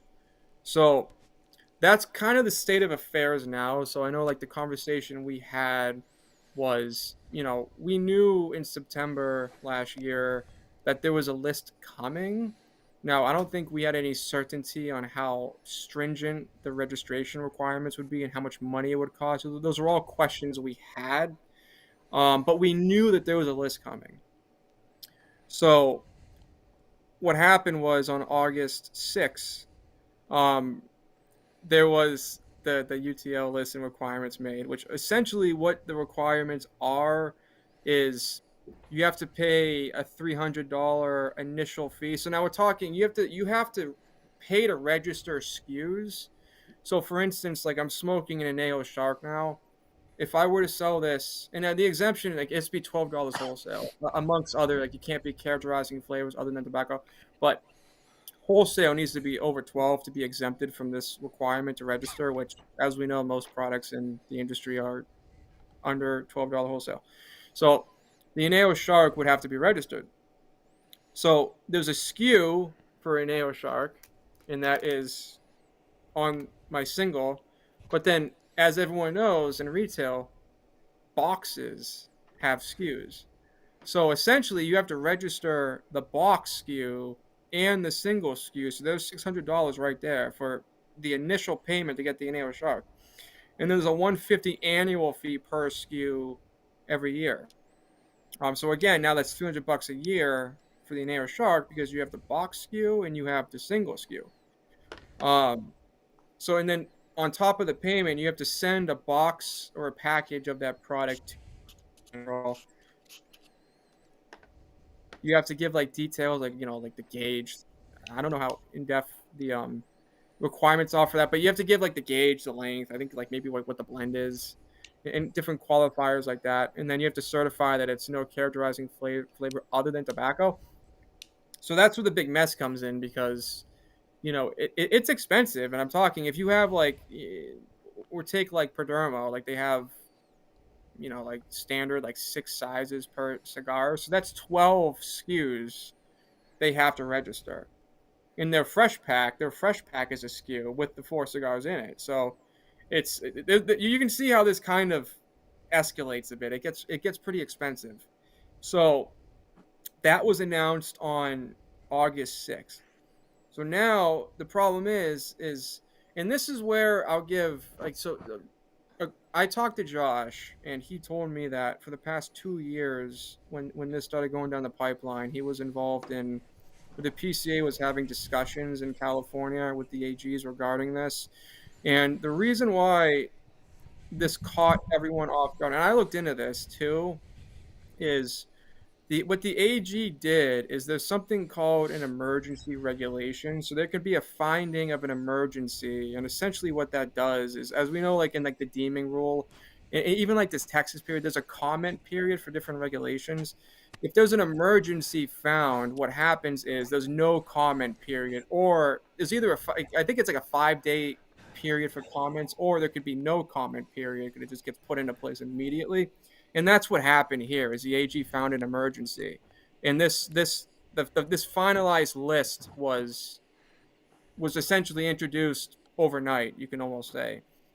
So that is something that I don't think we're aware of, Matt, beforehand when it comes to like this immediate reaction here with the list being published and like, oh my God, where did this come from? Because frankly, the PCA didn't know it was going to be happening right now. Now, it was going to happen soon because, the AG had to have this done by the end of December. So we knew it was coming, but it came a couple months early.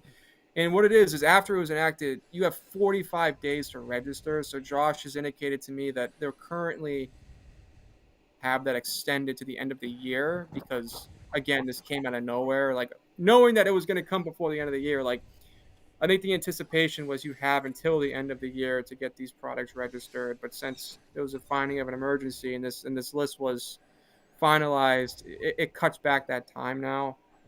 So that's the perspective from the PCA, and it's understandable. I think like the frustration is, again, as consumers and from people that we've spoken to, like this doesn't seem to have been a big topic of conversation like when this initially came out September last year. I do know that Cigar Authority had posted something about this. I want to say like maybe January, November 2024. November. So it was talked about. So I guess like that's where it kind of goes back to the Texas thing where it's like no one's talking about this, and then now that it's happened, it's reactive now. And again, like I talked to Josh, and the PCA was down there, and it's worth noting too when it comes to the PCA, like their primary representation is retailers, and I do think this impacts retailers heavily, but this is primarily a manufacturer's problem, and unfortunately, I think this benefits some manufacturers because the middle and tiny guys are going to get kind of kicked out of California because they can't afford this stuff. But That's aside. Oh, I already know that there's a shit ton of manufacturers that we all know and love very, very, very, very, very much that have already said we're not doing it, so we can't buy our cigars in California.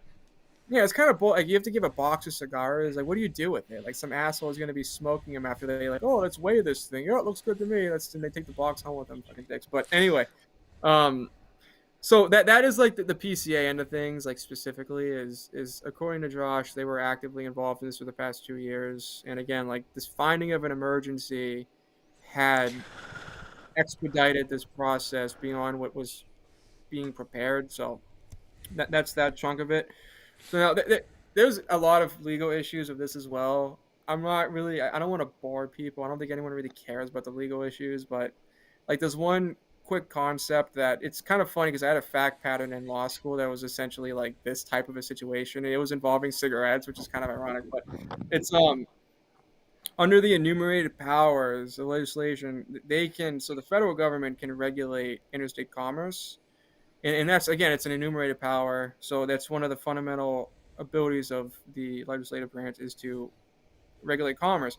But because of that, there's an imputed, um, it's imputed to the courts that the courts can. It's called the negative commerce clause or the dormant commerce clause. So essentially, it's courts can regulate interstate commerce that's purely intrastate, which is in the state, if it's impacting like the overall commerce of the country. So it's you can't discriminate out of state commerce. But there's also a standard under the dormant commerce clause that if it's not discriminatory, so for instance, if you're selling like the common examples like peaches, like Florida peaches, or oranges, not peaches, I'm fucking stupid, oranges. If you're selling oranges in Florida and you know if you're an out of state vendor of oranges, if you put a specific tax on out of state oranges, that's discriminatory to out of state commerce. And that's the kind of situation we're looking at. You can't discriminate out of state commerce. Now, when there's a regulation that burdens commerce, but it's not discriminatory, there's a balancing test the courts will apply on, and it balances the local punitive benefit against the weight of the impeded commerce.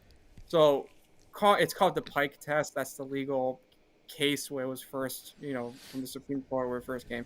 So that's kind of the issue you're looking at here is because it's essentially killing an industry to an extent, like other than like your top 1% of manufacturers that can really pocket this.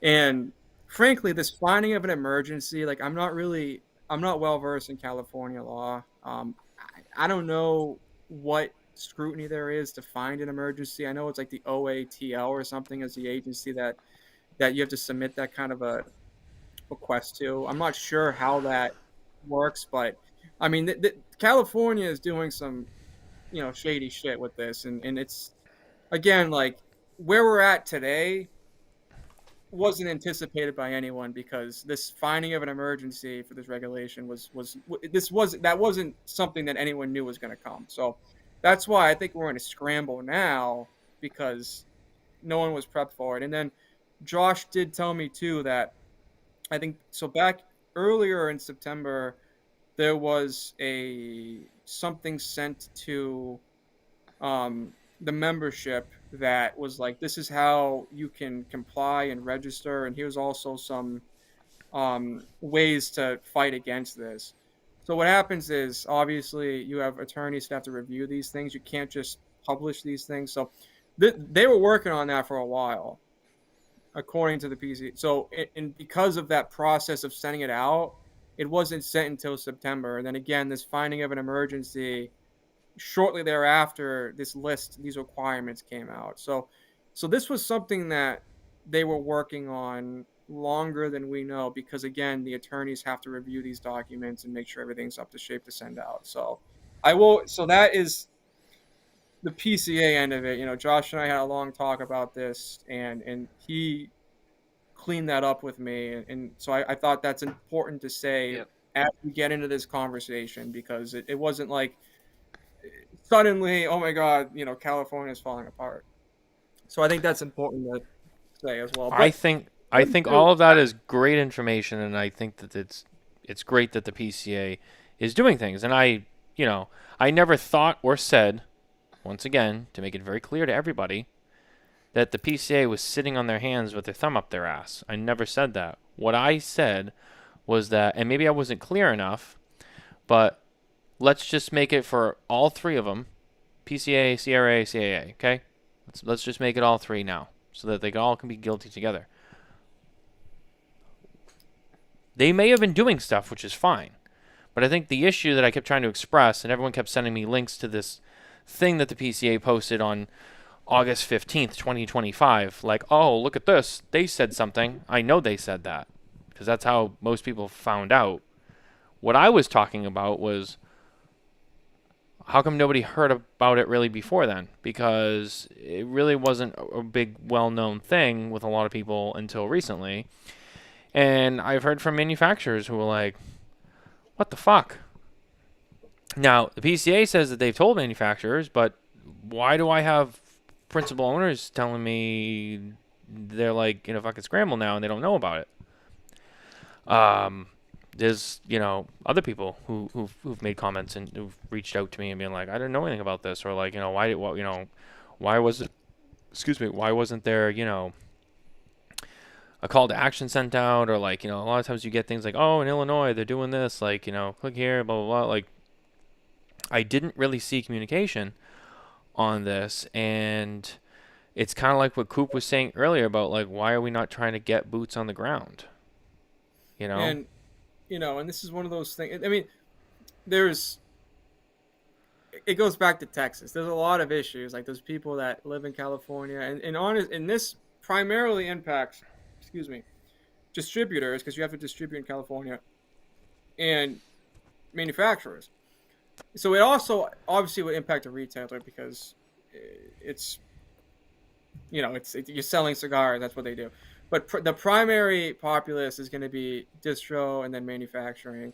And there is a trade group that specifically handles that, right? So the Cigar Association of America. And Scott Pierce is a great guy, does a great job.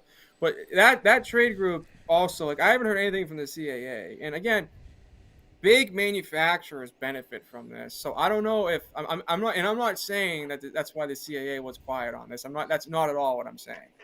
It's just, it goes back to what I was saying with Texas, and this isn't a trade group discussion right now either. It may become a trade group one, but what I'm saying is, in Texas, and like the fresh packs, the gas station, the vapes, selling cigars next to vapes, same thing. There's companies that benefit from this UTL license in California, and I guarantee they're not advocating against it, because they benefit, because your middle, the bulk of the industry can't afford this, or at least they have the representation they have on shelves now in California, they can't pay for that. So they're going to, maybe their top selling SKUs are just to keep that market share.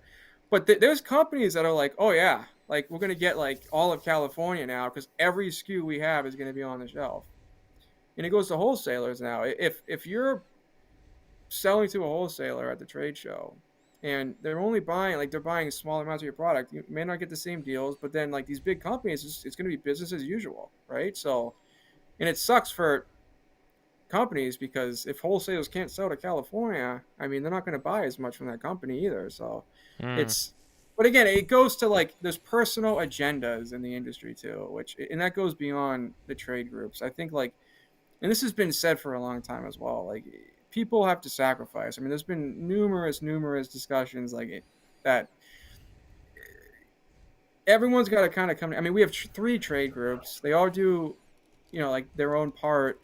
I mean, again, like, you talk about the deeming rule. Like, the second that thing happened, everyone's fighting about who gets credit for it. Who the fuck cares? And I get, like, I mean, people spend money, and you do want to be recognized for it, because then people, like, assholes like us are sitting here like, what is everyone doing? And, like, now it's like, well, that's why people want credit.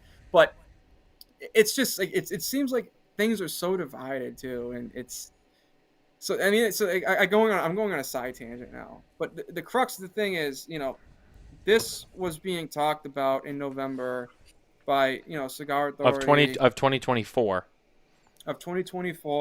and then suddenly there's people that are saying that they didn't see this coming. Now, whether it's their own fault for not being aware of themselves.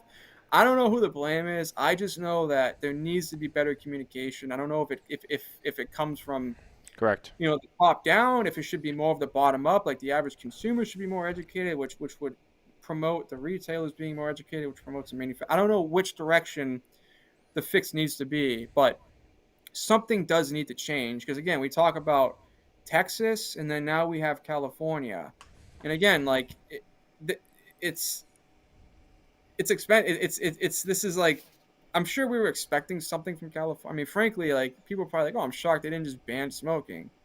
Yeah, but this is bad. Especially like, I mean, like I said, like you sent a box of cigars to someone, like, what they just like, the AG is just gonna smoke through like your 20 count box and be like, oh yeah, this thing's great. Yeah, give it a license. Like, put it on the list. So, I think there is a ripe issue under the Dormant Commerce Clause to actually fight this thing. But again, the balance it may not be a win, but it's. And then if we talk about an injunction at this point, everyone's scrambling to register. I think if there's an injunction filed, I think the money's gone that was spent to register. I don't think the manufacturers see that money. So there's a lot of issues here. So again, like it goes back to the Texas thing. Like it's not being talked about. And the thing with me is, I like that Charlie does a great job with following these things, but I also think it's weird that Half Wheel seems to be kind of like the primary source for. I mean, like we talk about the federal stuff. I mean, Charlie did a great job, following like the deeming rule and the meta decision. But again, like, is Half Wheel really kind of like, should that be the central point of where people are going to, get this kind of news? I don't think it should be. And I mean, it's a passion product for Charlie because like we've talked in the show before that you don't get a lot of clicks from stuff like this. I mean, this show, I mean, this people might listen to it, but this isn't like the sexy stuff. People want to hear about the cigars, not the doom politics. But I just, I don't know.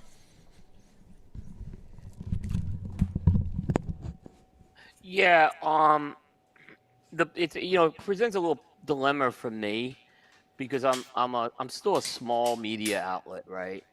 So what happens a lot of times is if Charlie's already reported on this, for me to kind of ride dovetail with that, it's not good for me in a lot of ways because it's already kind of older news, right? So I can't really do it.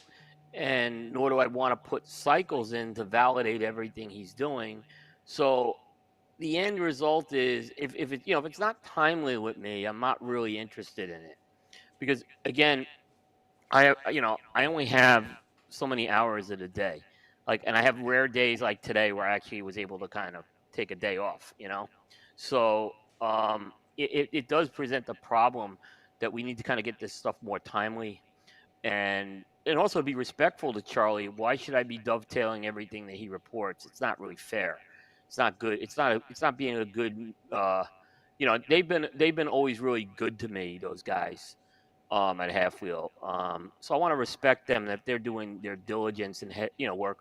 I don't need to kind of come riding in on a horse, to basically do that. So, a lot of times I do look for a statement when there is a significant one from, and usually the only way I'll report it is if it goes into law. I'm not going to follow a bill through something. It's a lot of work to follow, a bill, going through all this stuff. So when it's law and if it's significant, we'll report on it as long as we get it in a timely manner. If it's like a month later, I don't know quite what it will do for me. I just can't. Like I said, I'm a small media outlet. And we're getting a lot of demands from all over the place right now. So, like I said, it's not sexy. It's important, and I gotta give them credit. It's a passion project. They really do work very hard on that. As far as that goes, would I have liked again to see some things earlier in this? Yeah, I do say. Look, listen. I do say, the PCA has done so much a better job now, Pat, than 10 years ago on this type of stuff. I mean, I just remember they really have, has it been perfect yet? No. Are things like this? Yeah, it's not been perfect, but we're in a better place than we were 10 years ago. I really feel our advocacy arm is, it's much better. And there's always things that have to be tweaked and fixed, and I get that. But I don't think if a lot of people may not listen to the show, may not remember what things were like in 2014 and 15, is what I'm going to say. So they've done a really, really good job on that. And it's good that you had the conversation with Josh today on that too, because like I said, there were a lot of things that were cleared up, and I think that was important to have that conversation. So and again, I didn't write it because I really, again, my understanding of it is I'm still kind of in a learn mode on a lot of this stuff too. It's very This is complex stuff. This is very complex stuff. Yeah, and it's and this is something that we've talked about before too. Like I think we knew, like going into 2024, I think the expectation was we would see more state regulations because again, like Yeah. the federal is kind of the floor, so the states can further regulate if they want. So I think naturally the response is going to be to regulate tobacco through. Yeah. Um, Yeah, I agree. And Josh made a really good comment. I just saw this. He says, as a part of litigation, we can't publicly comment on many matters. And I totally agree with that. Again, this is why you're paying the lawyers, like you guys. This is why you pay your lawyers. This is why you do it. It's very important, and you don't want to obviously damage. There's a lot of investment being made in this financially for lawyers, and you don't want to damage that. So I completely understand that piece. Like I said, would I have liked to have seen this earlier? Absolutely. I would have liked to have seen it earlier. So again, I just want to, and I think, like I said, these are things you can certainly learn from. And I think, like I said, I think covering 50 states, I'll say it earlier, that's a huge, huge undertaking. I mean, I'll just say that covering 10 states is probably got to be a lot as well. Yeah, I know it's definitely difficult, but again, should we have known earlier? I don't know. But and that's one of the things that like it's easy to give an opinion, but yeah, I mean, now I'm seeing some, and you were talking about this. Matt was talking about this earlier. I did see a couple of companies say they're not doing business in California anymore. That's not a good thing. It's not a good thing for our business. When we're not doing business in the biggest state in the country, a state that's bigger than most governments, it's certainly not a good thing. So we don't want to see this continue to happen in more states either. So it's a tough thing. It's a very tough role here. And I think it's likely because like I mean, obviously this is better than banning smoking, which is what we were like. I don't know, it's tough because like some kind of like this list I feel like it's easy to kind of implement this in other states too. It seems like I don't want to say it's a middle ground, but it's better than smoking. Like the argument can be pursued further than just a general like you can't smoke. So this is a route I think is likely to be followed by other states. And the Texas thing's weird. Like I don't I want to say like there's a lot of questions. I mean, I said there's a lot of questions. I don't know how you put guidance out even for that right now. I don't think the criminal penalties is going to be something that spreads. I think I honestly don't think that is going to last in Texas. I'll be shocked if it does. I mean, I don't know. I mean, I don't know. I can't even imagine prosecuting someone for that, to be honest with you. I mean, it's not like, like you sell alcohol to a minor. This is like, there's no guidance on like what is food, like juice or candy. Right, like, right, exactly, I mean, exactly. But again, like if you look at this in the lens of like vaping, then it's really applicable because you can think of like 20 examples that apply to this thing. But if you look at like the cigar industry, it's like, what the hell am I looking at right now? Like, Yeah, it's why like there should have been someone testifying because I think it's pretty clear if you just set the example.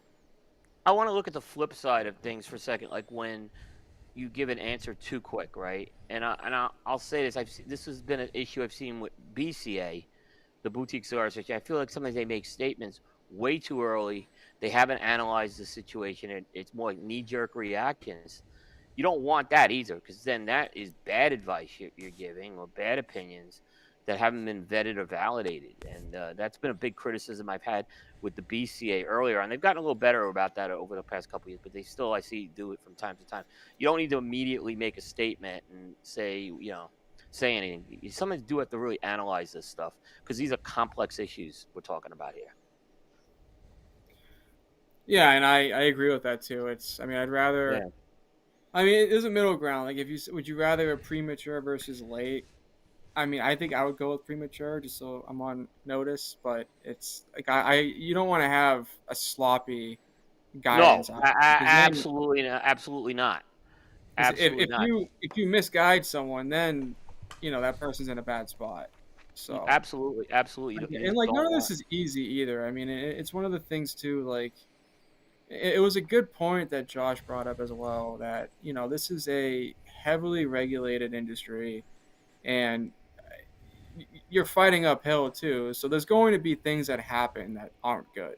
It's beyond anyone's control. Like, it's some things are going to happen, and it's the state of the industry right now. Is there's going to be like losses, and you hope you get some wins, you hope you mitigate some losses, but I mean, it's like at the state level, it's definitely not like, I mean, there's nothing favorable happening in states really right now. I don't think any news we get from the states good. The federal stuff was good, but again, that's just for now. But again, it's what do we do? And I don't think it should just be on like a trade group either. I mean, I've already butchered this point, but I think like the average consumer should be more. Again, you look at, like, we used this example a while ago. Like, look at the NRA. I mean, the NRA does a lot of stuff, but damn it, if like Billy Bob from down the street that has like 5 shotguns, if there's some kind of legislation that you can't have a shotgun, it's like, fuck the NRA. I'm gonna leave my goddamn trailer. I'm gonna walk down to the town hall and I'm gonna give him a piece of my mind.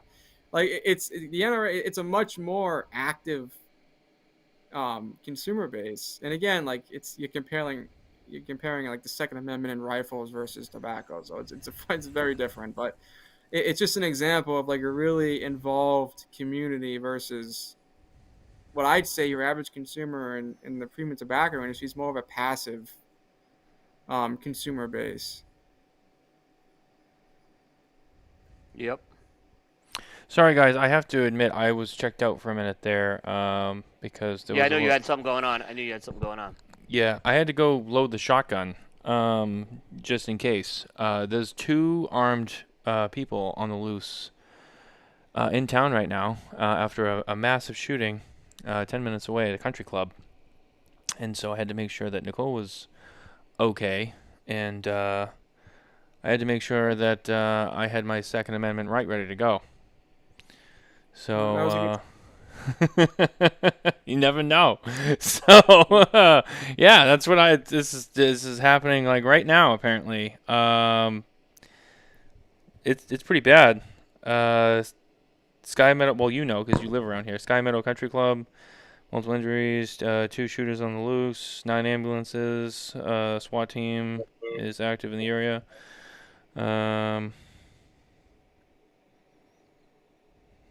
This happened within the last, 35 minutes. Oh, shit. Yeah. So anyway, I have to make sure that, the home is secure, because I get that note and I'm like, oh, okay. Didn't see that coming. But anyway, so I missed some of what was going on. I apologize.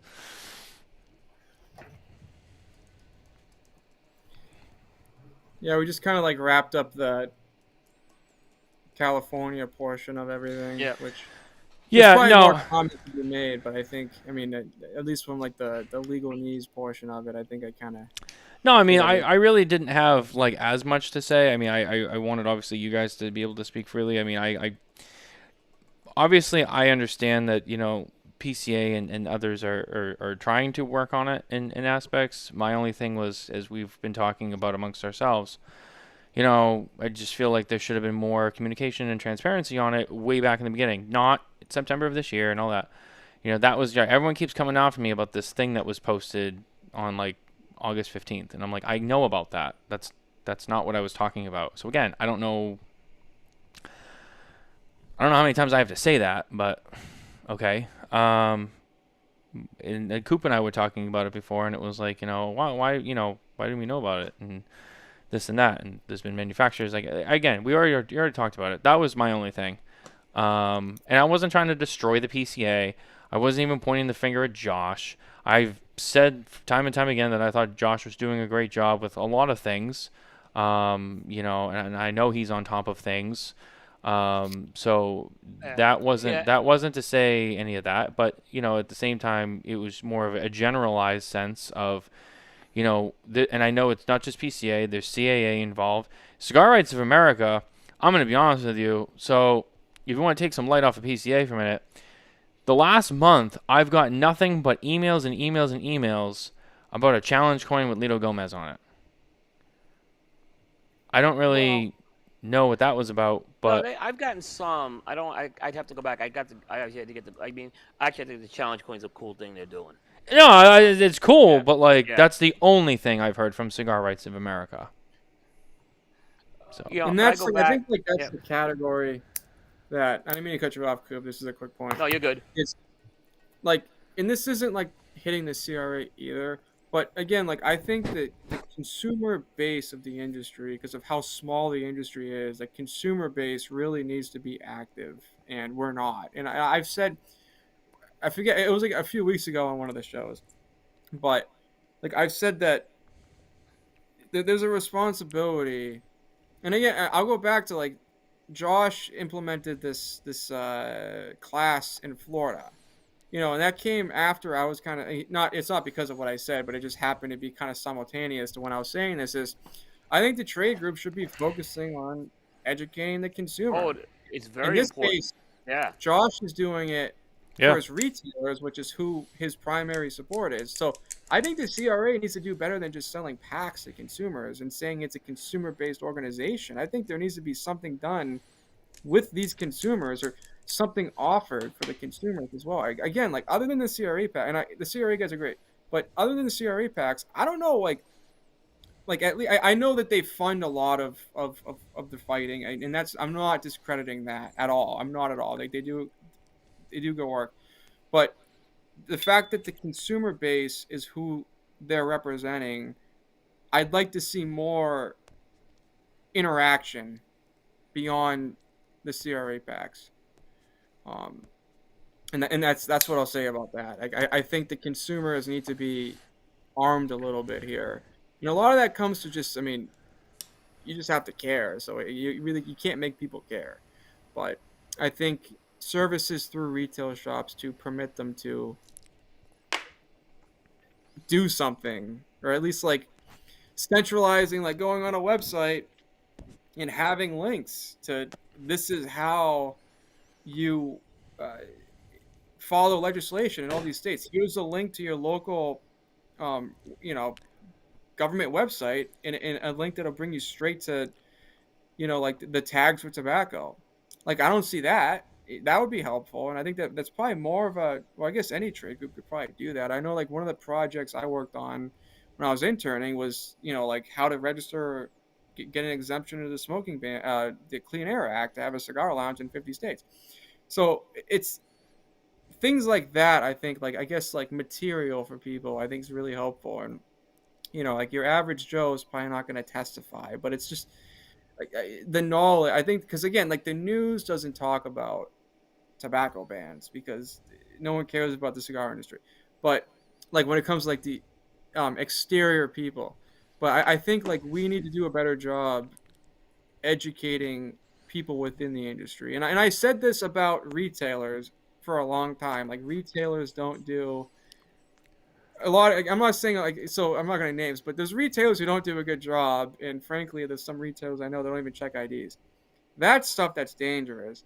So from the PCA's end of things, Josh having a course for retailers to go to for marketing and how to, run it. That's the kind of stuff I want to start seeing, because I think that's beneficial.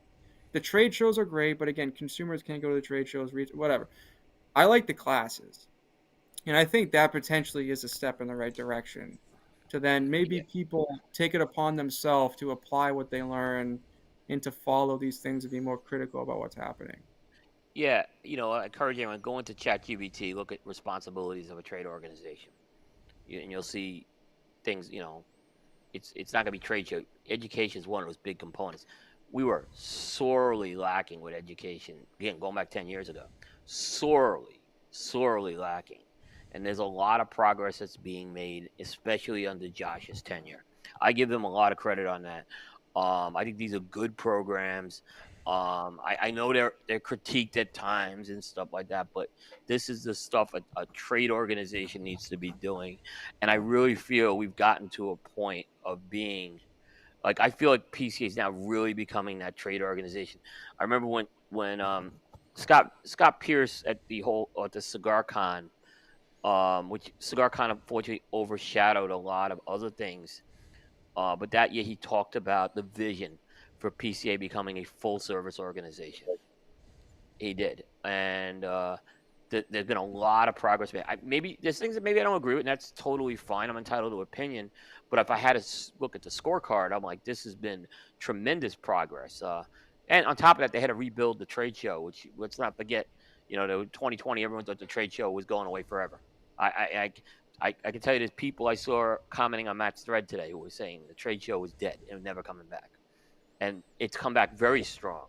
I mean, not just come back. It's look at this last trade show, how great this last trade show was. So there's a lot of good things that have happened here. And I'll also say this. Pat, you had a conversation with Josh today. That would have never happened 10 years ago. And I know he was traveling and stuff. So we should all be grateful. Thank you. Yeah. I mean, that's a big thing. And that's why that's great leadership here. You got to say that. Yeah. Well, I took the call too, and at the end, I was kind of shocked because, like this, post goes out and Josh really wants to talk about it. He was, I think it was probably pretty immediate that he wanted to speak to us, and it's again like good, yeah, absolutely, and he has certainly has the right, yeah, absolutely, yeah. So I mean, that's why we made sure like there was a conversation before the show because I mean, it was important. The fact that he's giving his time to speak to us was important, so that's why. Yeah. And I hope I saw Josh in the comments throughout the show, and he was mentioning things that he did tell me on the phone, but I was like trying to write everything down. I'm like, oh God. So, there is things that Josh did mention in the comments that I didn't hit, but I hope I did justice to the conversation we had. I did my best to implement stuff into my notes. So yeah.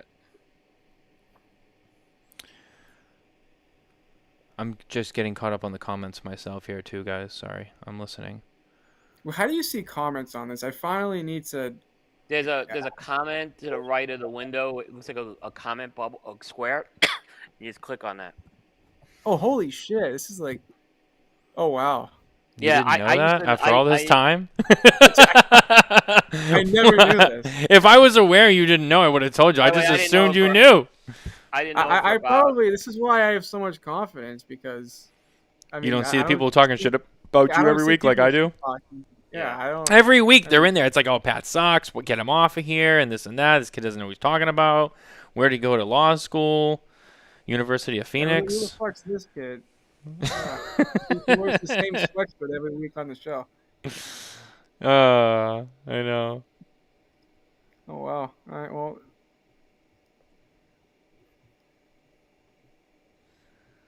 I'll have to go through those and make a shit list now. No one shat on you. No one shat on you.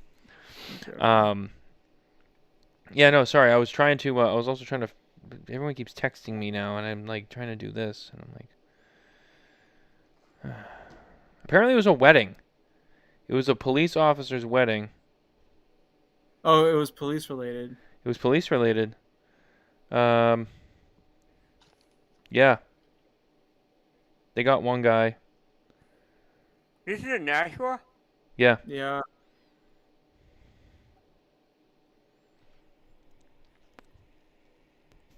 Yeah, I have the news up now. Right near Dave's Nashua store. Wow. Well, yeah, Dave's closed though, so he's not. At least they're Yeah, not no, out. but just that area. They run. Oh yeah, They said people were running down Spitbrook Road. You know where that is. yeah. Yep. So yeah, because Sky Meadows up there. So when you come down the hill, you got the condos. You go past Route 3 or Everett Turnpike, and then you keep going, and then eventually you get like towards Daniel Webster Highway, and that's where Two Guys Nashua is. So I guess there was people like running down Spitbrook Road. Yeah. Yeah, this all like literally just unfolded in the last like 25, 30 minutes, and I was like, oh shit. Yeah. Which is less than 10 minutes from here. 10 minutes from here ish. That's exit 1. We're exit 5. So.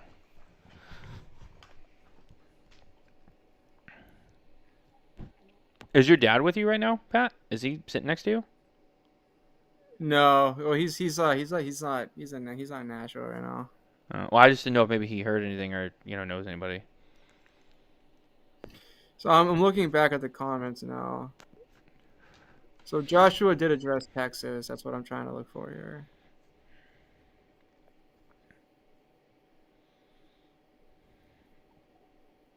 I appreciate Josh being here tonight too, and adding commentary. Yeah. Especially coming back from Germany. That's a haul. That's what I'm saying. Listen, we don't have to. There's things I know we will have a disagreement on at times, but you can't argue that part of the work ethic, and I appreciate that. Yeah, and like I said, and everyone took what I wrote as like, like, oh yeah, like dump on that, and it's like, well, I didn't necessarily dump on them, but like it was really just like one little caveat of like communication. I didn't say anything about like, oh well, they just sat around and did nothing. I never said that. And if I challenge anyone to go to that article and find something specifically where I said that and send it to me, and we can have a talk about it. Don't worry, I'll wait. See, my issue with, I'm just addressing one of Josh's comments here, which I agree with him. It's the one that's, can I pin stuff? Like pin a comment? Yeah, can I do that, or is that just you? Oh, you mean like up here? I think only I can do that because I'm like controlling the broadcast. Well, tell me which comment it is. I'll put it up on screen. Leadership now, fucking Matt controls the whole fucking show. What the fuck? I know, right? Listen, this is my gig. I can just read it.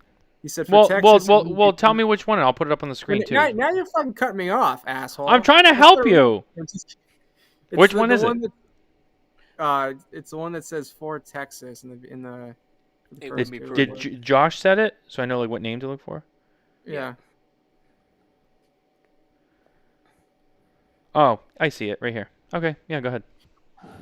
Yeah, so I guess I have to read it either way, though. So for Texas, it wouldn't be prudent for the association to object on the full bill fighting for cartoons. We asserted our objections with the governor's office on the celebrity angle and free speech argument. I would expect a limited exemption bill to be introduced in the next legislative session.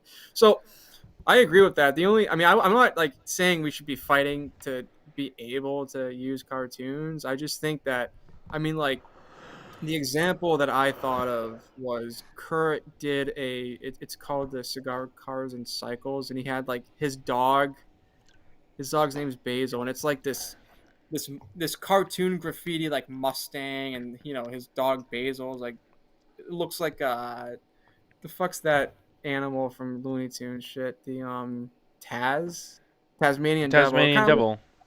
But it's a dog, but it's like that same kind of like really small torso and big head type thing, and it has a cigar and like a bourbon and stuff. It's a really cool, but it's definitionally it's a cartoon, right? So, and it's a dog.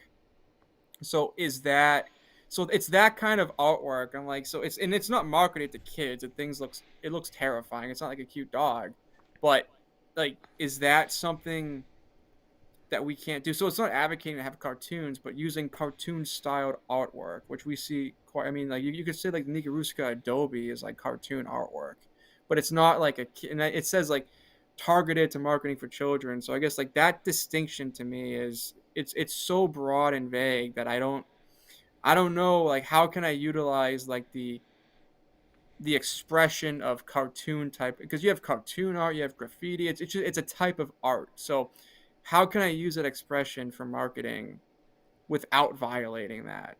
So it's not really to safeguard the ability of using cartoons that could be projected at minors, but how, to be able to express yourself in the form of cartoon art, if that makes sense. Maybe that doesn't make sense, but that was kind of my thought on that.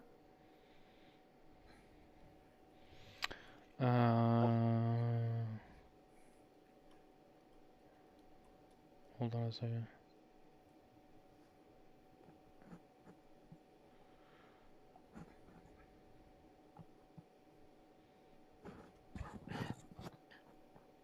What if someone puts a cartoon of Carlito on a picture? Like I've seen the Summer of Love stuff, right?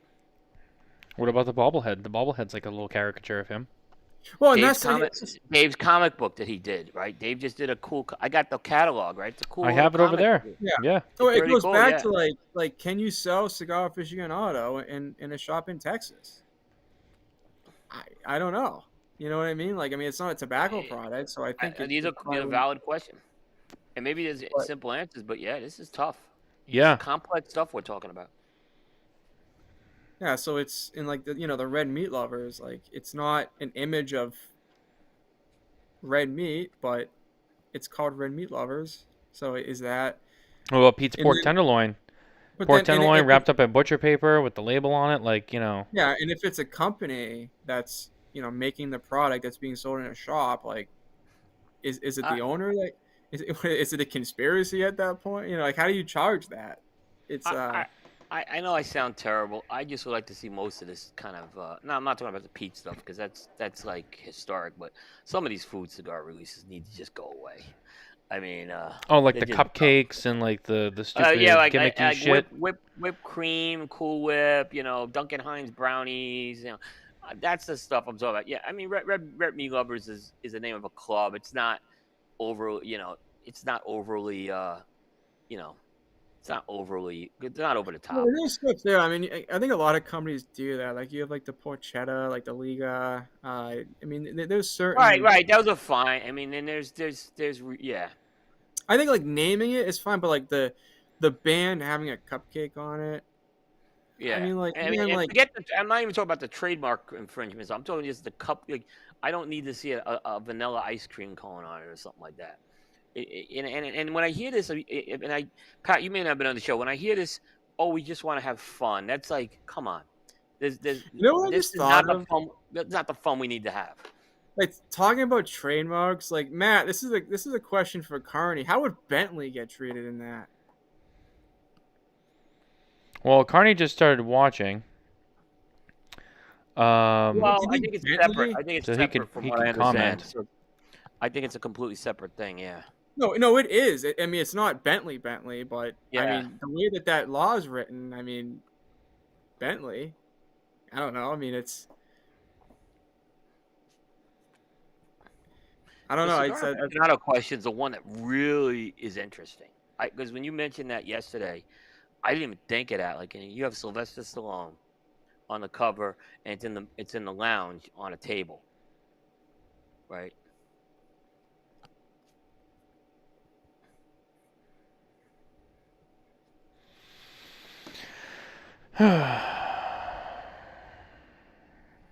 Is Jose Blanco a celebrity? I mean, those are the kinds of things I ask. Jose Blanco was a celebrity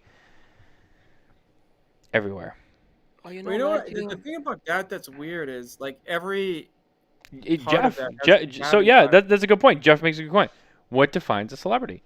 Well, that's what I was saying. Is every part of that statute has a caveat, like aimed to market at children, but then it just says celebrity without any caveat. It's just nothing that depicts a celebrity. So I don't know. Carney, check your text messages, please. He's John Carney. Jose Blanco is not a celebrity. Wow, man, that's a low blow. I love Jose. Oh, Jose's a celebrity. Jose's a celebrity. Now he checks. My mom says he's a celebrity. He was calling me when I was visiting her all weekend. So, calling me all weekend. So, who's this guy?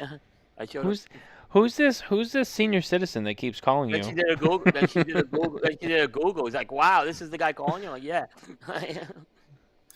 But it goes back to like my primary argument again is like if you have a cigar shop, it's already the law. You can't sell. You can't even be in a shop if you're not 21. So I don't even understand regulating what's inside of cigar shops to begin with. Like, it doesn't make any sense to me. But again, it's because of the gas station stuff, like Yeah, because the premiums in gas station, and frankly, because the Texas law is about juuling. That's yeah. the reality of it is it's aimed at a completely different part of the industry. You know, Um, yeah. so When and my that's go ahead, Pat. I'm sorry. oh no, I don't have anything else to say.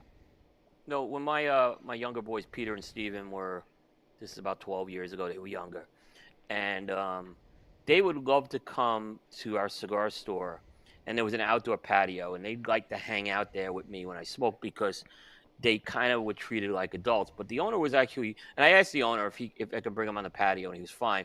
But he did ask me not to bring him in the store. There was no law or anything there, and he said you can understand that. And I said totally understand it. The patio was in the back; it wasn't a big deal. So he was fine with that. But he said, yeah, in the store, he goes, I just don't want to give the wrong message because this is when a lot of this stuff was happening. And I could respect that. So I would not take them in there. Yeah, this is the thing too that I think is another good point that I didn't mention yet is when you talk to people, and I'll just ask the question, and I almost can guarantee like the answer that I'm thinking of is going to be, why did you start smoking cigars? Like, what got you into smoking? My answer is like weird because I was always around smokers, right? And I started when I was in New York. I used to work in New York City, and I was joined at the hip with another sales rep, and we would cover the New York City agencies together. And he liked cigars, and he one day just asked me, "Hey, I want to grab a cigar. We could just talk. Do you mind?" I said, "No, I'm around smoking. I'm fine." And I started going into lounges with him. I probably didn't smoke for a while in those lounges, and eventually I got hooked on it. I said, "Let me try it eventually," and that's what happened. It was going into the lounges, and that experience was very special. Even though for a while I wasn't lighting anything up in these lounges, and eventually that's obviously changed, and a monster was created. But yeah, it I was mean, because of the environment, and there's something very unique about a smoking lounge that and we hear all the cliches about it, but it's cool. when I talk to people, at least when I was like working retail, is commonly I would hear something of the nature of, "Oh, my grandfather did," or "Oh, my dad did," or things like that. So, and I think there's a large amount of, I mean, people watching the show, ask yourself the question, like, what got you into smoking cigars? And I can almost guarantee you, the answer, like, I'm not going to say, oh, because that episode with Tom and Jerry, when Tom had that fucking big fat cigar, I saw that and I'm like, holy shit, I got to get me one of those. You know what I mean? Like, I don't think you're going to hear answers like relating to what's being regulated. Like, oh, I saw a fucking juice box on a cigar box, and I'm like, oh my god, I got to get one of those. It's, I think there's more meaningful reasons why people smoke premium cigars. It's not something that can be boiled down to a simple like, oh, I saw this cartoon. I mean, maybe it was like someone, a history buff, and Winston Churchill. Oh, it's sophisticated, but that's typically the stuff that you hear about. Like, oh, like it's not something so simple as to, oh, because I like fucking candy, and that's what I take big issue with is the angle, the stereotype of what gets kids to do something is, are you marketing to them? And again, it's directly related to vaping because again, like the conversations that senator had when the bill was first read is in-depth conversation about how like these vape companies are intentionally targeting children, like the flavor names, like and they use, if you Google cartoon vape or anything like that, you would be shocked at what the branding is for some of these things. And they do, like, I mean, you almost kind of ask yourself why there isn't like copyright infringement with these things or trademark it, because it's like there's very recognizable characters and symbols that are just for the vape, and and again, like, to that sense, if you look at like the Texas law in the lens of vaping, it makes sense, and actually the applicability of it's more straightforward.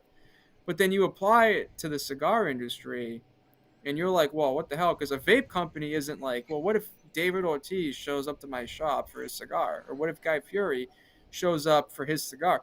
The vape companies aren't worried. It's not applicable to them because you don't have like these people.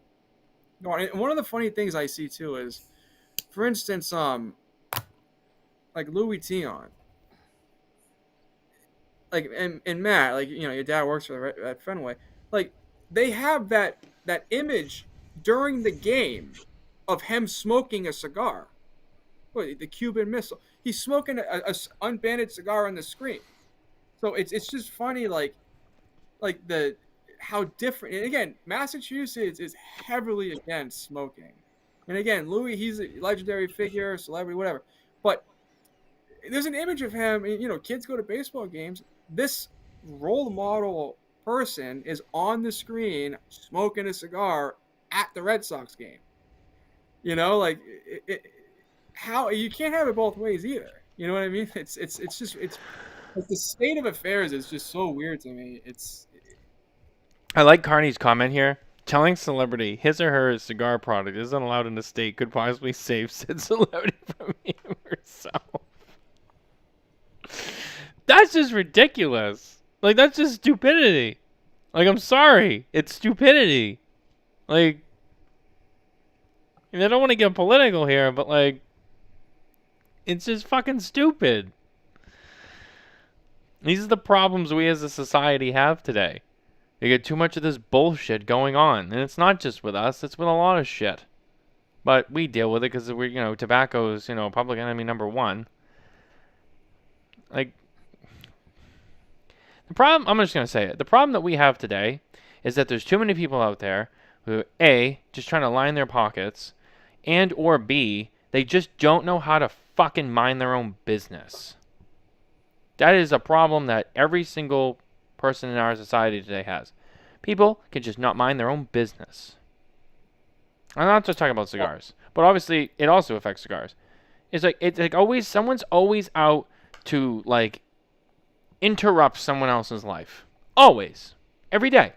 That's what the world is now. Well, the problem is, like and this is like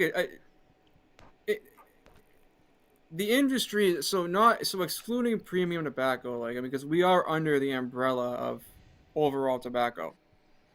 I mean, the public trust with the overall tobacco industry is obviously very bad, because you had marketing through the 1900s promoting health use of cigarettes, which was absolutely false. And then now we have vaping, which is just,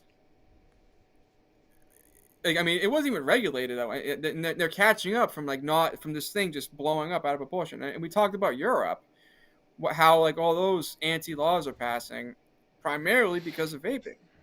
And so overall, like, the tobacco industry, it doesn't have a lot of public trust. It just so happens that there's a really small percentage of that industry that is fundamentally different, and no one wants to hear the argument because, again, it's a bad cigarette was a big deal, and then now vaping is. I mean, you go to a middle school and there's kids vaping in the bathroom. I mean, you go back, like, I mean, I granted I'm 27, but comparatively to people, like, it wasn't long since I was, in middle school. A kid smoking a cigarette, like, that shit never happened. Never mind vaping, like, someone smoking something, like, in school, like, that was unfathomable. You never heard of something like that happening, but it happens a lot now. So I think there's definitely a need to have heavy regulations. It's just people don't want to hear an exemption for a brand, for a sector of the industry that's fundamentally different. And again, like the industry is so small too that there's not really, it's not feasible to have boots on the ground everywhere. Because I mean, I'm telling you, this stuff's going to be popping up all over the place. Yep. Maybe not as severe as Texas and California, but there's going to be situations where perhaps like a proper educated consumer testifying could potentially carve out some kind of exemption, but you may not have people in the area to represent it. So, I mean, I think there's going to be, I think 2026 is going to be a big year for state stuff. I mean, 2024 I think was already a big year, but I think it's just going to get bigger and Josh bigger. said that. Yeah, I saw Josh made a comment that said that. Oh, He did. He did. Yeah. I think we had it up earlier though. I saw it. He said it was right here. 2026 is going to be a challenging year for the industry at the state level. Significant budget gaps exist, and that is why we proactively commissioned a tax cap study to guard against the new levies.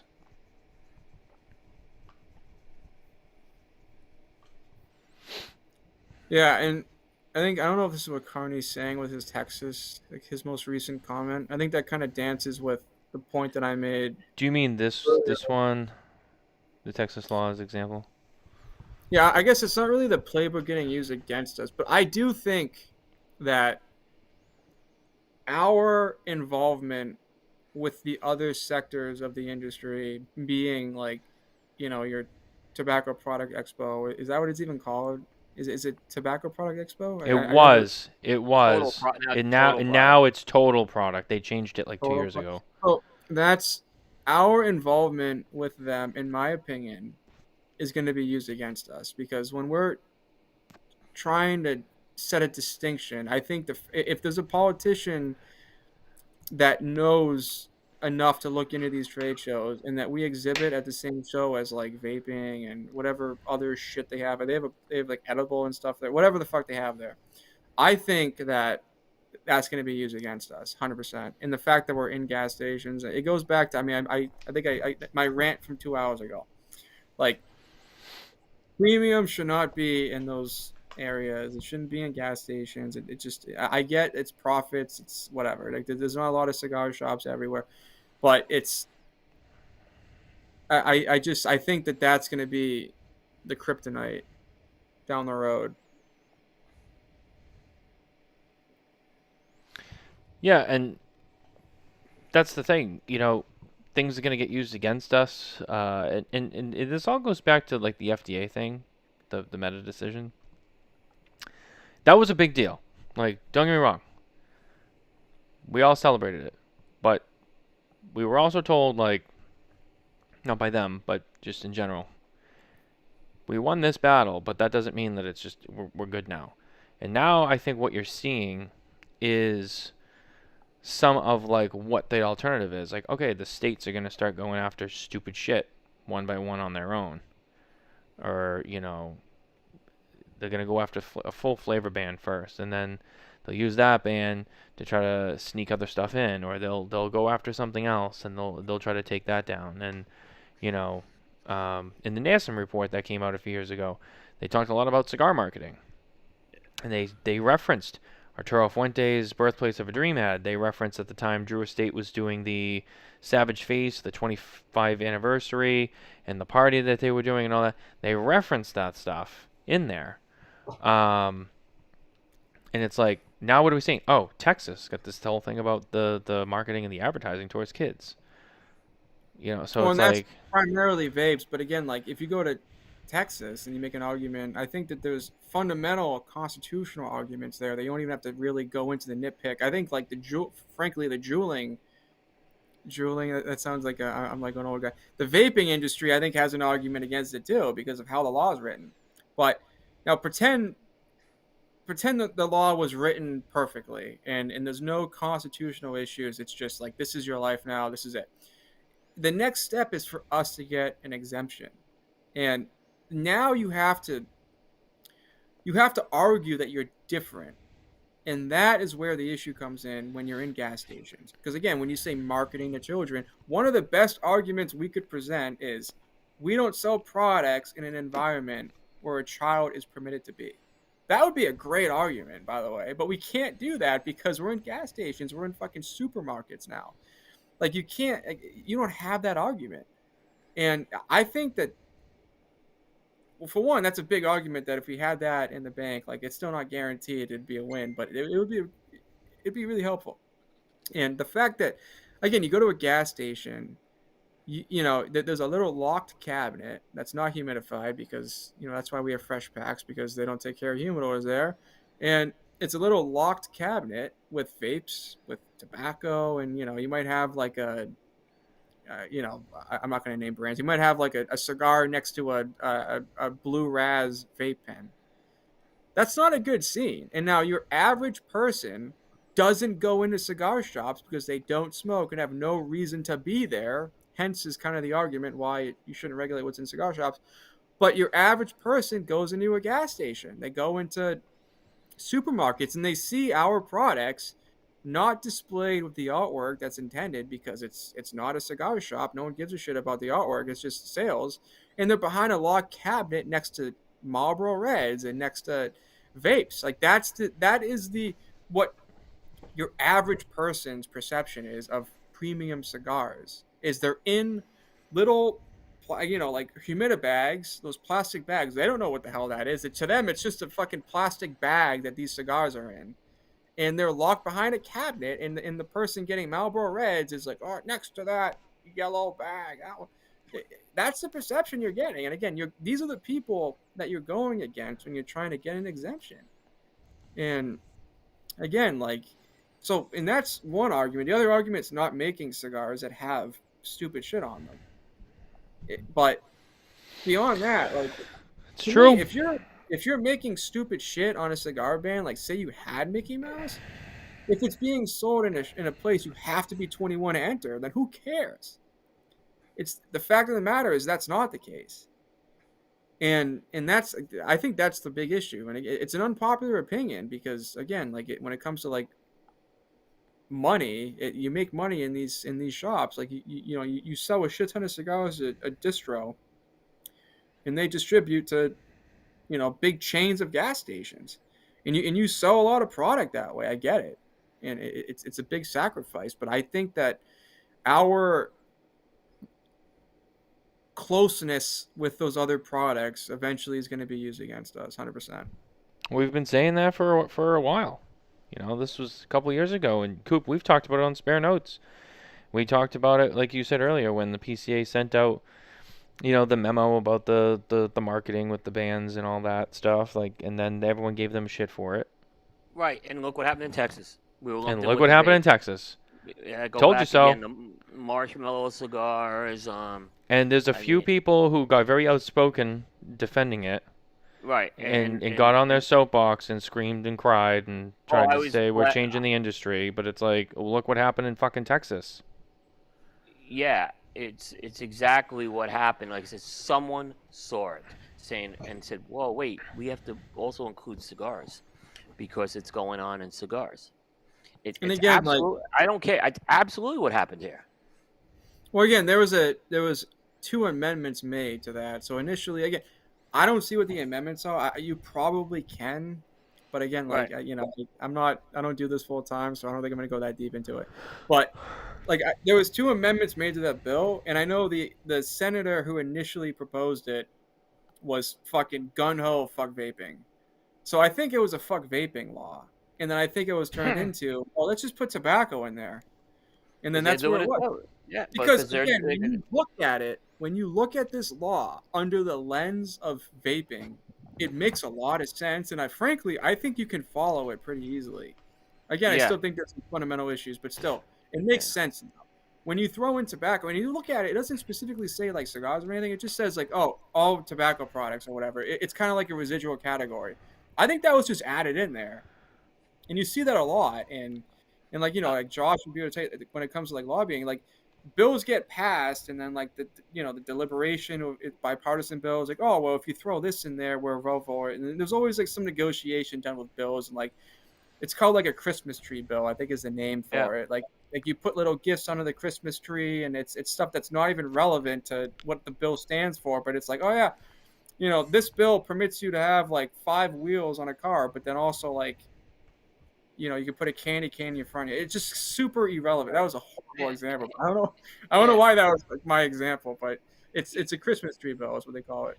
Right, and I look at again, I go back. The excuse is always we want to have fun. There's other ways to have fun. Look at what Carlito and Fuente did with Summer of Love this year. That was a lot of fun. I mean, I saw people, the retailers were having fun. Carlito was having a ball with it, right? There you go. There's other ways to have fun, and you don't have to always throw back on that excuse right now. I just don't think you need to go there. And that was one of the best things I think I saw out of the PCA ever was when they took a stand on the responsible marketing thing. That was very important. And they got a lot of backlash for that. They got a lot of backlash from it, but it was all from the peanut gallery, unfortunately, in my opinion. Yeah, and again, like that to me, like that, and honestly, I don't think we talked enough about that. Like, that is the stuff that a trade group should be doing, because yes, that's what they should be doing, policing themselves. Yes, but now I also would say you need to go a step further than that and not be affiliated with the Total Product Expo. My opinion, I'm not in the negotiation rooms when that stuff's decided, but I don't think there should be any premium in that trade show. I think that's the next step of that dialogue. I mean, it's their trade show. They can do what they want, right? But I don't know how much we should embrace it. I know there's companies that don't go to TP for that reason. There's several companies that and I think no one should be. And that's just, again, I'm just fucking Billy from Smoking Tobacco. Right? I don't know why I used a fake name for that, but I'm just, I'm a nobody on a podcast just ranting his ass off right now. So what do I know? But I don't think anyone should be there because, again, like, that is precisely what will be used against you down the road. Is if you're really and now if we have like trade groups being represented, the trade group being represented at that expo, that's even worse. So if it were me, like, the responsible marketing would be the next step of that is disconnect from those areas where, like, the under 21 areas, like your gas stations, your supermarkets, and the Total Product Expo. I know why they did it, though, and this is where I'm struggling with it, because I think one thing we were talking about at the beginning of the show is we shouldn't be dividing the industry. We should be trying to build bridges, right? So I kind of get why they did it. Unfortunately, this one's a little dicey because I have similar feelings on this one as well. That's just, like what you're saying. And by the way, the TP folks have always been good to me, so I don't want to ever crap on them. I understand that show was around. It really didn't get a premium cigar focus until about 2020 is when that happened, or 2019 is when that started. They were a very small outlet for premium cigars for a while, and then I heard everyone was talking about how that show was going to take over PCA, and I was like, I said it will never happen. And I think there was definitely a little bit of a war going on for a little while with the two. Not a major battle, but I think there was definitely some competition there for a while, and then I always felt I always felt most of the players in the industry would back PCA over TPA. I think that I just fucking almost just dropped my whole thing here. Wow, nice job. One of the things that I just almost like completely destroyed my setup here, and I just lost my train of thought. I had a good point though. Fuck. Oh, okay. One of the things that I think won't be solved either is there is some big companies that have kind of this weird in between stance. Like I can give names I'm comfortable with. Drew Estate for one. Like, they have products that the PCA can't, or not even just any trade group can't really defend because it's flavored. So I mean, like California, for instance, like, it's like, what do you do? And it's and how much resources can you spend fighting for that?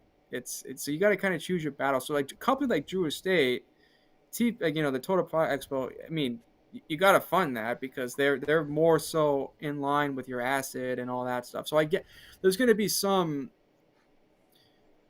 cross pollination. I'll call it. It's not a good word for it, but I think it kind of gets the point across.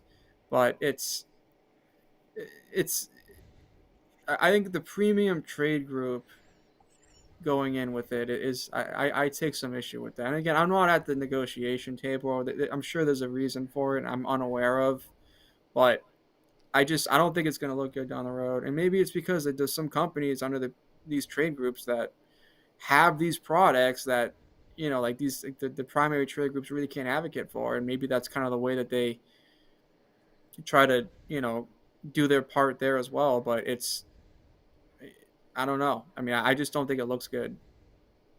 And I think if a politician got wind of that, I think that could certainly be used against us.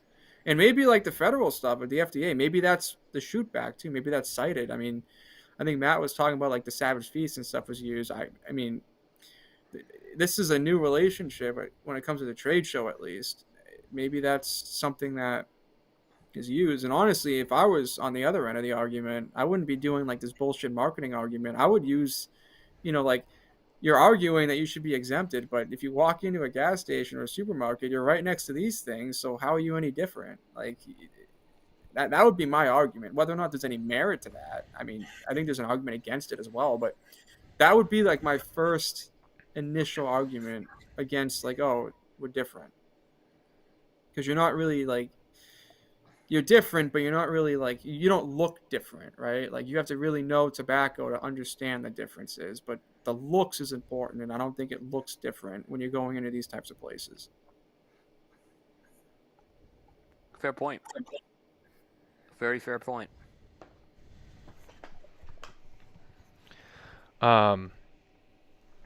I just had a manufacturer reach out to me and let me know that they found out about the California thing a little while ago. They did a little work on it to kind of make it better, but then agreed that they felt the organizations, all of them, didn't do the best job of explaining the severity of it and getting the message out well enough. No, again, I will. And it's a pretty prominent manufacturer. The message I can agree with, and when I was on the phone with Josh, I did reassert that. But the severity of it, again, the way, and Josh, if he's on the show, can say for himself. But the severity of it, this thing passed as an emergency regulation, so I don't think anyone knew how severe it was actually going to be. I think this just kind of. I do too. I agree with you. That's a good point. That's a good point. I did, yeah. So and I honestly, and again, like, this is probably maybe what Josh should do, and maybe we get him on the show to explain it. But I think Josh may need to, because when he mentioned this stuff to me on the phone, I did some more research, and again, like that, I looked into how California handles that emergencies, and I think that was like kind of a out of nowhere, like like a trap card that they used, and I think maybe Josh needs to get out and say like, hey, like this is what happened, because I do think that they're not at fault for that, the severity of it. And I think it's easy to, not understanding how California handles these things, it's easy to say, well, surely you knew about this, right? But so maybe that's something. And I mean, we said it on the show, but again, like not everyone watches the show, so maybe that's something that PCA should address. Maybe it's not. I don't know, but I think that is something that I do think that PCA wouldn't have known how severe it was going to be until it was actually enacted, because there wasn't a comment period. Had there been a comment period, I mean, I'm sure there would have been a formal comment sent. But if there was a comment period, it's only 5 days. That's what that emergency is. But there's also an ability of having no comment period. And I think that that's what this case was, is there was no comment period.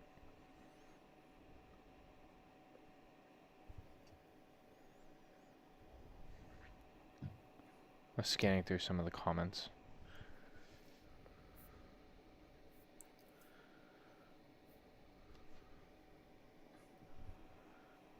So I will say I saw one comment that I am going to just comment on.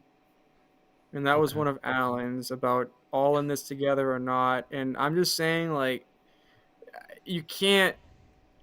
You can't. I get it. Like, and I wish You can't. Yeah, I agree. I wish it could I be that way. You can't, because the argument is it's not infused. I mean, unfortunately, the way the regulation is right now is there is heavy scrutiny on characterizing flavors. So if you put acid and stuff with premium, you're not going to get anything done right now. It's just how it is, and I don't think there should be a burden on the. It's shitty, but you can't. You can't.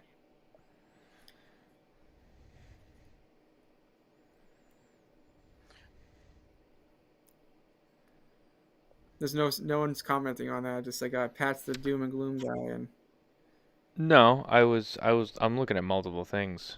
it's very hard to do it. Yeah. yeah, I don't But think there's any I argument. also, like I said, I have this other side of the coin. I like that we're building bridges to here. I think that is important. But like I said, it's hard to do that because, and I don't want to get. There's a lot of specifics, obviously, with some of the companies. I don't want to get into that, but it's hard. Especially There's a lot of moving pieces. Yeah, the flavored piece is a complicated piece in itself. On top of that, too. And I hear, guess what? Flavors pay the bills a lot of times for companies. We got to remember that. I know everyone thinks Drew Estate. Think of Miami Cigar for a second. That pays the bills for them. So it is. Tatiana, Groovy Blue. Yeah. So you have to be, and I know Miami Cigar got involved with the CAA a couple years ago, and I kind of understand why, because that's a huge part of their business. That's the biggest part of their business right now. So, and we had Jason Wood on a few weeks ago, and the Outcast is kind of something else they're trying in case they can't use the flavored route, I think is what you're gonna say. Yeah, I think so too. It's definitely like it's difficult. It's it's a complicated. This is a complicated web here. And it's, I mean, yeah, I mean it sucks because I'm not a big acid guy or flavored guy, but I mean it is a big piece of the industry. It's huge. I mean a lot of. I don't want to see acid taken away. I don't smoke acid every day. I like it, man. I'd hate to see it taken away. I don't want to see it taken away. From a retail perspective, I mean, I don't think. Traditional smokers are like, fuck acid. But as a retailer, it's a big piece of business because not only is it the spouse cigar, you can stereotypical thing, but a lot of people that don't smoke cigars, that aren't cigar geeks, that's what they come in and buy. And if you don't have that option, I think you lose a big piece of the market. So it is something that is really important to defend, but it's also you can't have the same conversation defending premium when you have that because it's the way of the road right now is paved that it's a different argument if you want to get flavored in there, and I think it's almost a non-starter with politics right now to get anything flavored exempted from any regulations right now. Yeah, Jeff just said Deadwood pays my rent. Well, yeah, and it's a big deal. If you lost those cigars, you would have. I mean, there would be a huge impact, and I don't think anyone denies it. And maybe look at Massachusetts, and I think there's a few other states where flavors are banned. That shit don't exist there. Sorry, Coop. We talked about this last night. I'm sorry, I interrupted you. No, we talked about this last night. And I normally don't say this, but what about the reps here? The reps who are in California, and if companies start pulling out of California, it affects some of these reps for sure. Reps can't sell flavored anymore. It has a big pack on the economy of our industry too. I mean, it's just the overall economy of this. It hurts. And then what happens is if these guys can't sell, there's layoffs that could happen. Jobs could be lost. It's a big problem. Some stores could end up even closing over it. I know there's some a ripple stores effect. That do a lot. There's a big ripple effect with this. This is a very big problem here. Between flavor bans, what's going on in Texas, what's going on in California, I mean. And the other thing that we didn't really talk about tonight, they had that tax hike in Illinois And I know someone who was in Chicago this week and heard it. Like there was a big increase in the wholesale tax. It went up to 45% in Jesus Illinois. Christ. So, again, if you're selling less cigars, it's going to be a problem. Pat, I got a question for you. So, if someone sells their cigar, I think I saw this from Saka, right? Saka could still put a cigar in California if they sell it online, if I'm not mistaken. No. He can't. He can't.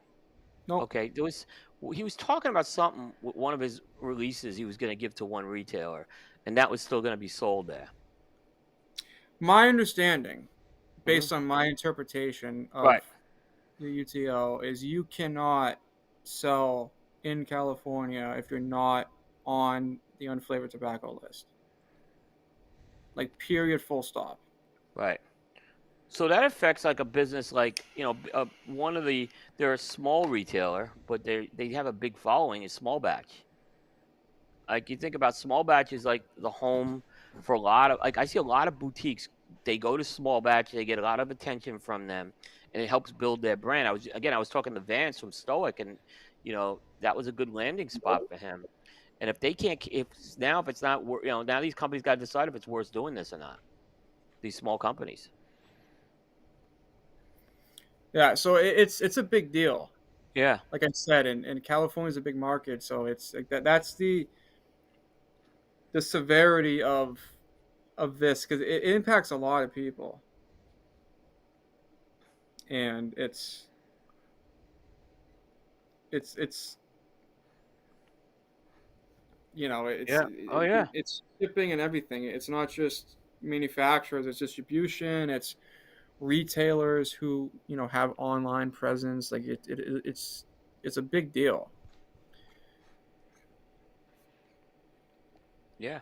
And I think like I said, I think in Josh said this as well. Like I think 2026 is going to be a big state problem. I think there's going to be a lot of stuff, and and I think like one of the wake up calls here is, in the event that it becomes a big deal, I hope that people learn, like the few people that were like on the show tonight and everything, and the people that got kind of I don't want to say enraged, but passionate about the post that Matt posted today. Like, learn from this. And I mean, what happened in California was being spoken about, amongst people up to 2 years ago.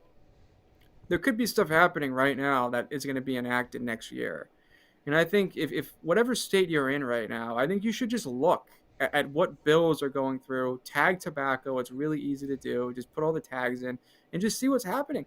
Because it's easy to find this stuff out. And that's why I think we critique the trade groups, and I think that's necessary to do here. But I also think it's really important that anyone can look at this stuff. You don't need a trade group. Now, maybe you need someone from a trade group to explain it to you, because there's lawyers involved. Like some stuff's hard to see, but just to be aware of what's happening, I think is anyone can do that. And you don't need a trade group to look at what's happening in your local government. And that's for even like tobacco aside, like anything, right? If you get a pension, like whatever it is, like it's look at your local governments. You don't get blindsided by anything, not just this industry. So, I think that's a big takeaway from this conversation too, is people that are like really enraged about what's happening right now, go on your government website and look. Anyone can do it. Yeah.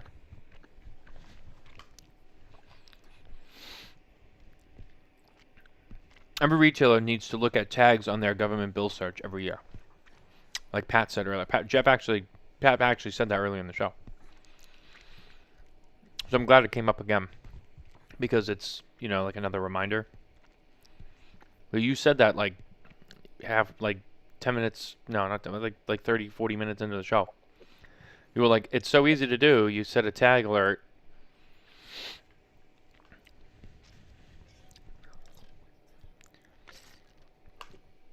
I'm pretty sure that's how Charlie stays on top of it so well. Because that's the other thing. I heard, how many people told me, like, I heard about it from Half Wheel before I heard about it from anybody else. Yeah. Like, that's Charlie does a good job. It's Very not good. negative on him. He's doing his job. I give doing him the his pat on the job. back. But when Charlie's the first person to make it something like an announcement like that, it's kind of like, no offense to him. It's again nothing against him, but it's like why are we hearing about it from Half Wheel before we're hearing about it from anybody else? I think that's a question that. Yeah, I think I noticed some reasons where I know, like, and I think it goes back to some of the comments where they want to really seek to understand. Like, I've seen some of these things, and they're complicated. There's things we may not realize, because again, I'm not a lawyer or even someone who can read these types of things. It's hard. It's hard to do. I'm not saying he does a bad job, but I know sometimes the gun has been jumped a little. I've heard that's a criticism I've heard on Charlie, but he's on top of it. You can't argue that. At least he's in the right spot, looking in the right Yeah, place. like I said, I was when you kind of had to jump off for a minute. I was saying it's very hard for me to kind of cover states. It's not something I really want to focus on anymore. Not that I don't want to get the message out there, but for me to compete with Charlie, it would detract from everything else we're doing on Cigar Coop right now. You need, it's tough. I think actually Charlie and Patrick divided. I think Patrick actually is the one who does the states. I think Charlie does federal. So they have two people dedicated to that. That's a lot of work. It is a lot of work. I don't think my guys want to do that on the Coop team. And as we said too, it doesn't get a lot of clicks. I mean, it's not. It's hard, yeah. And and again, if I focus on that, it's important. I'm not saying it's not, but I have to keep the lights on, too. Is what I'm saying. So especially if it's already out there, and then I'm kind of dovetailing off of it. There's a reality of the business of what I do. And maybe someday I will have someone that can do that, and that will change. But I can't right now. So that's something I do rely on communications proactively sent to me.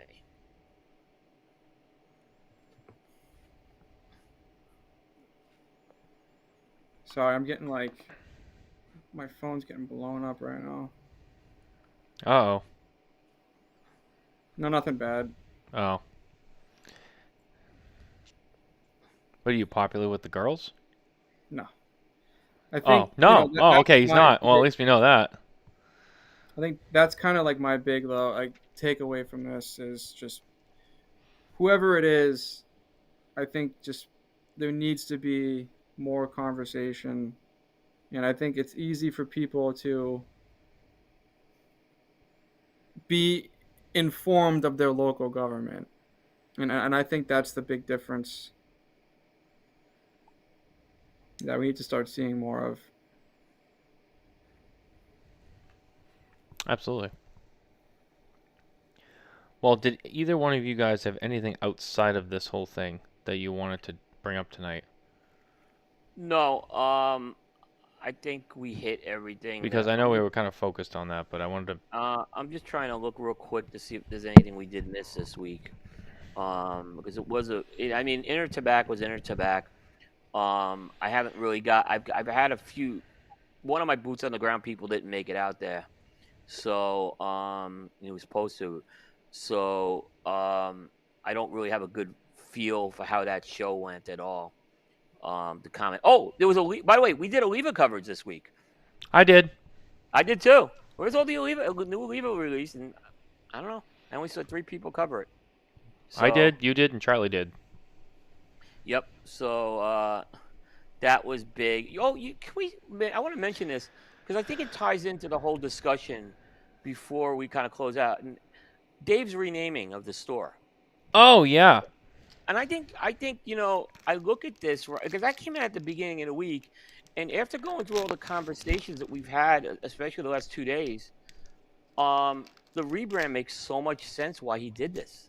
We talked about it on the phone today, actually. Well, I didn't see this. What I don't know the rebrand yet. What is it? Two Guys Cigars from Two Guys Smoke Shop. Yeah, they renamed from Two Guys Smoke Shop to Two Guys Cigars.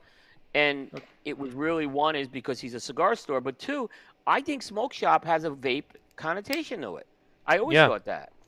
So, or a cigarette connotation, right? Well, when I spoke to him on the phone today, I said, hey, I saw the name change, That's great. And That was he what I said to me, pretty. and I didn't said, pretty- two well, guys that's what I cigars. pretty- I said, two guys cigars. He goes, well, that's what I do. I sell cigars.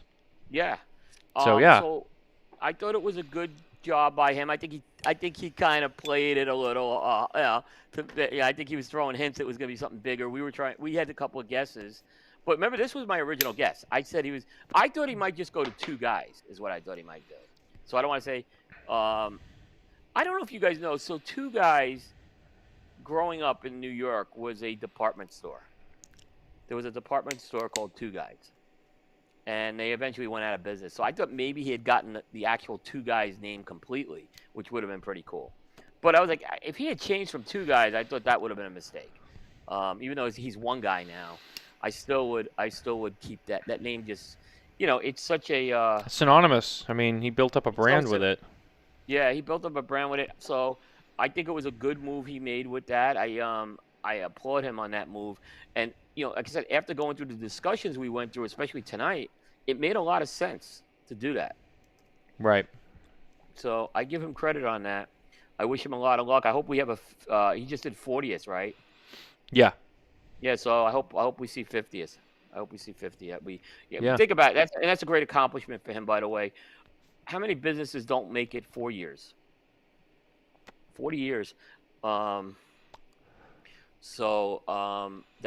graduated high school in 1985. We're bringing him on for a jukebox show, actually. I'm trying to work that out, where we're going to cover the year in music in 1985, which was a huge year in music.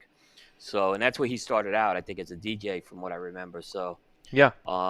So congrats to Dave on that. I think that was, now in the light of everything we talked about tonight, probably was a really smart move. So. Well, and that's, I didn't know that. And it kind of goes to, like what I have been, talking about, where it's like you need to differentiate where we are in the industry. And the fact that, Dave has had a successful business under the umbrella of Two Guys, and he changes it because he sells cigars. So I think that's a really good example to people. And, it's. Yeah, and I think he did start out with cigarettes, if I'm not mistaken, too. So, in fairness, I think he wasn't always cigars, but I think eventually it evolved to that over time. And now it's not feasible for that to be a big swap for a lot of companies. Again, like there is companies that sell, what's not under that definition of premium. So I get it, but I think one of the big focuses, or I guess conversations to have, is what is our stance with the other, sectors of the industry. And I think, and I say the industry as in like the overall like tobacco industry. I think that is something that we need to discuss more. Maybe not on this show, but it's right. It's. I mean, I could do an entire like segment on gas stations. I really could, and I got kind of pissed off 2 hours ago talking about it, but I think the gas station brands need to. I don't know. I mean, it's easy for me to say as someone who doesn't have any stakeholder in the companies, but fuck, dude, I really think that's a problem, because I think vaping is a big problem, and that's why you go back to Europe, and we say regulation starts overseas. There was it's going to Europe's turning into Canada, and it's again European. It's because of vaping. It's going to be behind the counter sales, and it's because of vaping. And you're right. I mean, you need to, and there's a lot of trickles on that. And I'm not going to conspiracize heavily on what happened with Fuente Meerapfel, but phase 1 is European distribution, and I think there's a lot of people that are going to be pulling out of Europe because it's becoming like a fucking joke. I had an experience in the 90s when the EU was forming. I was doing I did a bunch of work for pharmaceuticals on traceability with the FDA, and I was actually the company I did it for invited me to go meet with a bunch of EU people in Rome. That was my first trip to Italy in the 90s, and I went there, and I spent a lot of time with them, and I came out of it, and I said, man, the FDA is a piece of cake compared to this EU. And the EU was, like I said, they were getting ready for the EU at the time. I said, this is going to be an absolute cluster. if you think the regulations are tough here, Europe's a whole other animal. I'm sure it's gotten more complicated in 30 years. So, Coop, my mom's got 2 messages for you. okay. She graduated in 1986. Good. Wow. And then she said, she met my dad in 1985. I met Lisa in 1985 as well. Oh, wow. I think I told that story. She was a prom date, but we kind of amicably were friends and kind of went separate ways for a while, and then we met back in 1987 again, and we've been together since. Yeah, oh, wow. Yep. Wow, so your mom's younger than me. I think so, yeah. Yeah. Yeah, she met Carlito the other night, and oh, wow. Yeah, yeah, that was right. that was interesting. He really liked her. Carlito, he couldn't believe how young she was. Oh, wow. He did not believe that was my mom. That was cool. Thanks. I got a little surprise phone call from. Oh yeah, that's right. Yeah, it was funny. I went to the bathroom and the phone rang. I couldn't get back to it in time, and I rang back. I said, I wonder why he's calling me, and then Carlito, you must just gave the phone to Carlito. I did, yeah. Okay. He was having a ball. It sounded like too. Because I was talking, and I was like, I was on the phone with Coop. He was like, "Is that Coop, man? Man, get him on the phone." And I was like, "I don't know." And then I'm like, he won't answer. And then all of a sudden, I was literally. I was in the bathroom. And I'm like, oh yeah, in the bathroom, man. I was like, I picked the wrong. That was funny. And listen, my Carlito has met my wife actually too. So he's one of the few. And it was very. Unfortunately, I know you couldn't go to the party that last year, but it was really cool. And I think my wife saw, obviously why Carlito is Carlito. That was something really cool. In fact, that's the last time my wife lit up a cigar. It was at Carlito's party. So, wow. She was smoking the Tampa Boy Opus 20th. Wow. Had a little trouble with it, So, but she got through it. Yeah, we got it through it. So, that's good. I said, you're smoking a really good cigar that most people can never get their hands on. I'm just telling you this. She said, no, it's good. She said it was good. But my wife would maybe have one cigar every couple of years or something like that. So. Well, yeah, that was good, and I think Carlito's really making an effort to meet every retailer in this country. That's his customer. I really see that. He was in North Carolina the day before, but I was coming back from Baltimore. And he was over in Fayetteville, which is a couple hours away. So I couldn't make it out there, unfortunately. And then he was flying up to New Hampshire for the event. So, yeah. Yeah, he was up here. But anyway, guys, I think I'm gonna put a pin in it there. I think we're good. Yeah, I think we covered a lot. So, I glad we were able to really get into those topics and explain them deeper, and hopefully clarify and get people to understand, what was written today, because half the people didn't get it. Yeah. But yeah, I think that's it. So thank you everyone for tuning in and listening along, and don't forget to like and subscribe on all of our channels. Head over to smokingtobacco.com for more news, reviews, and updates from the cigar industry.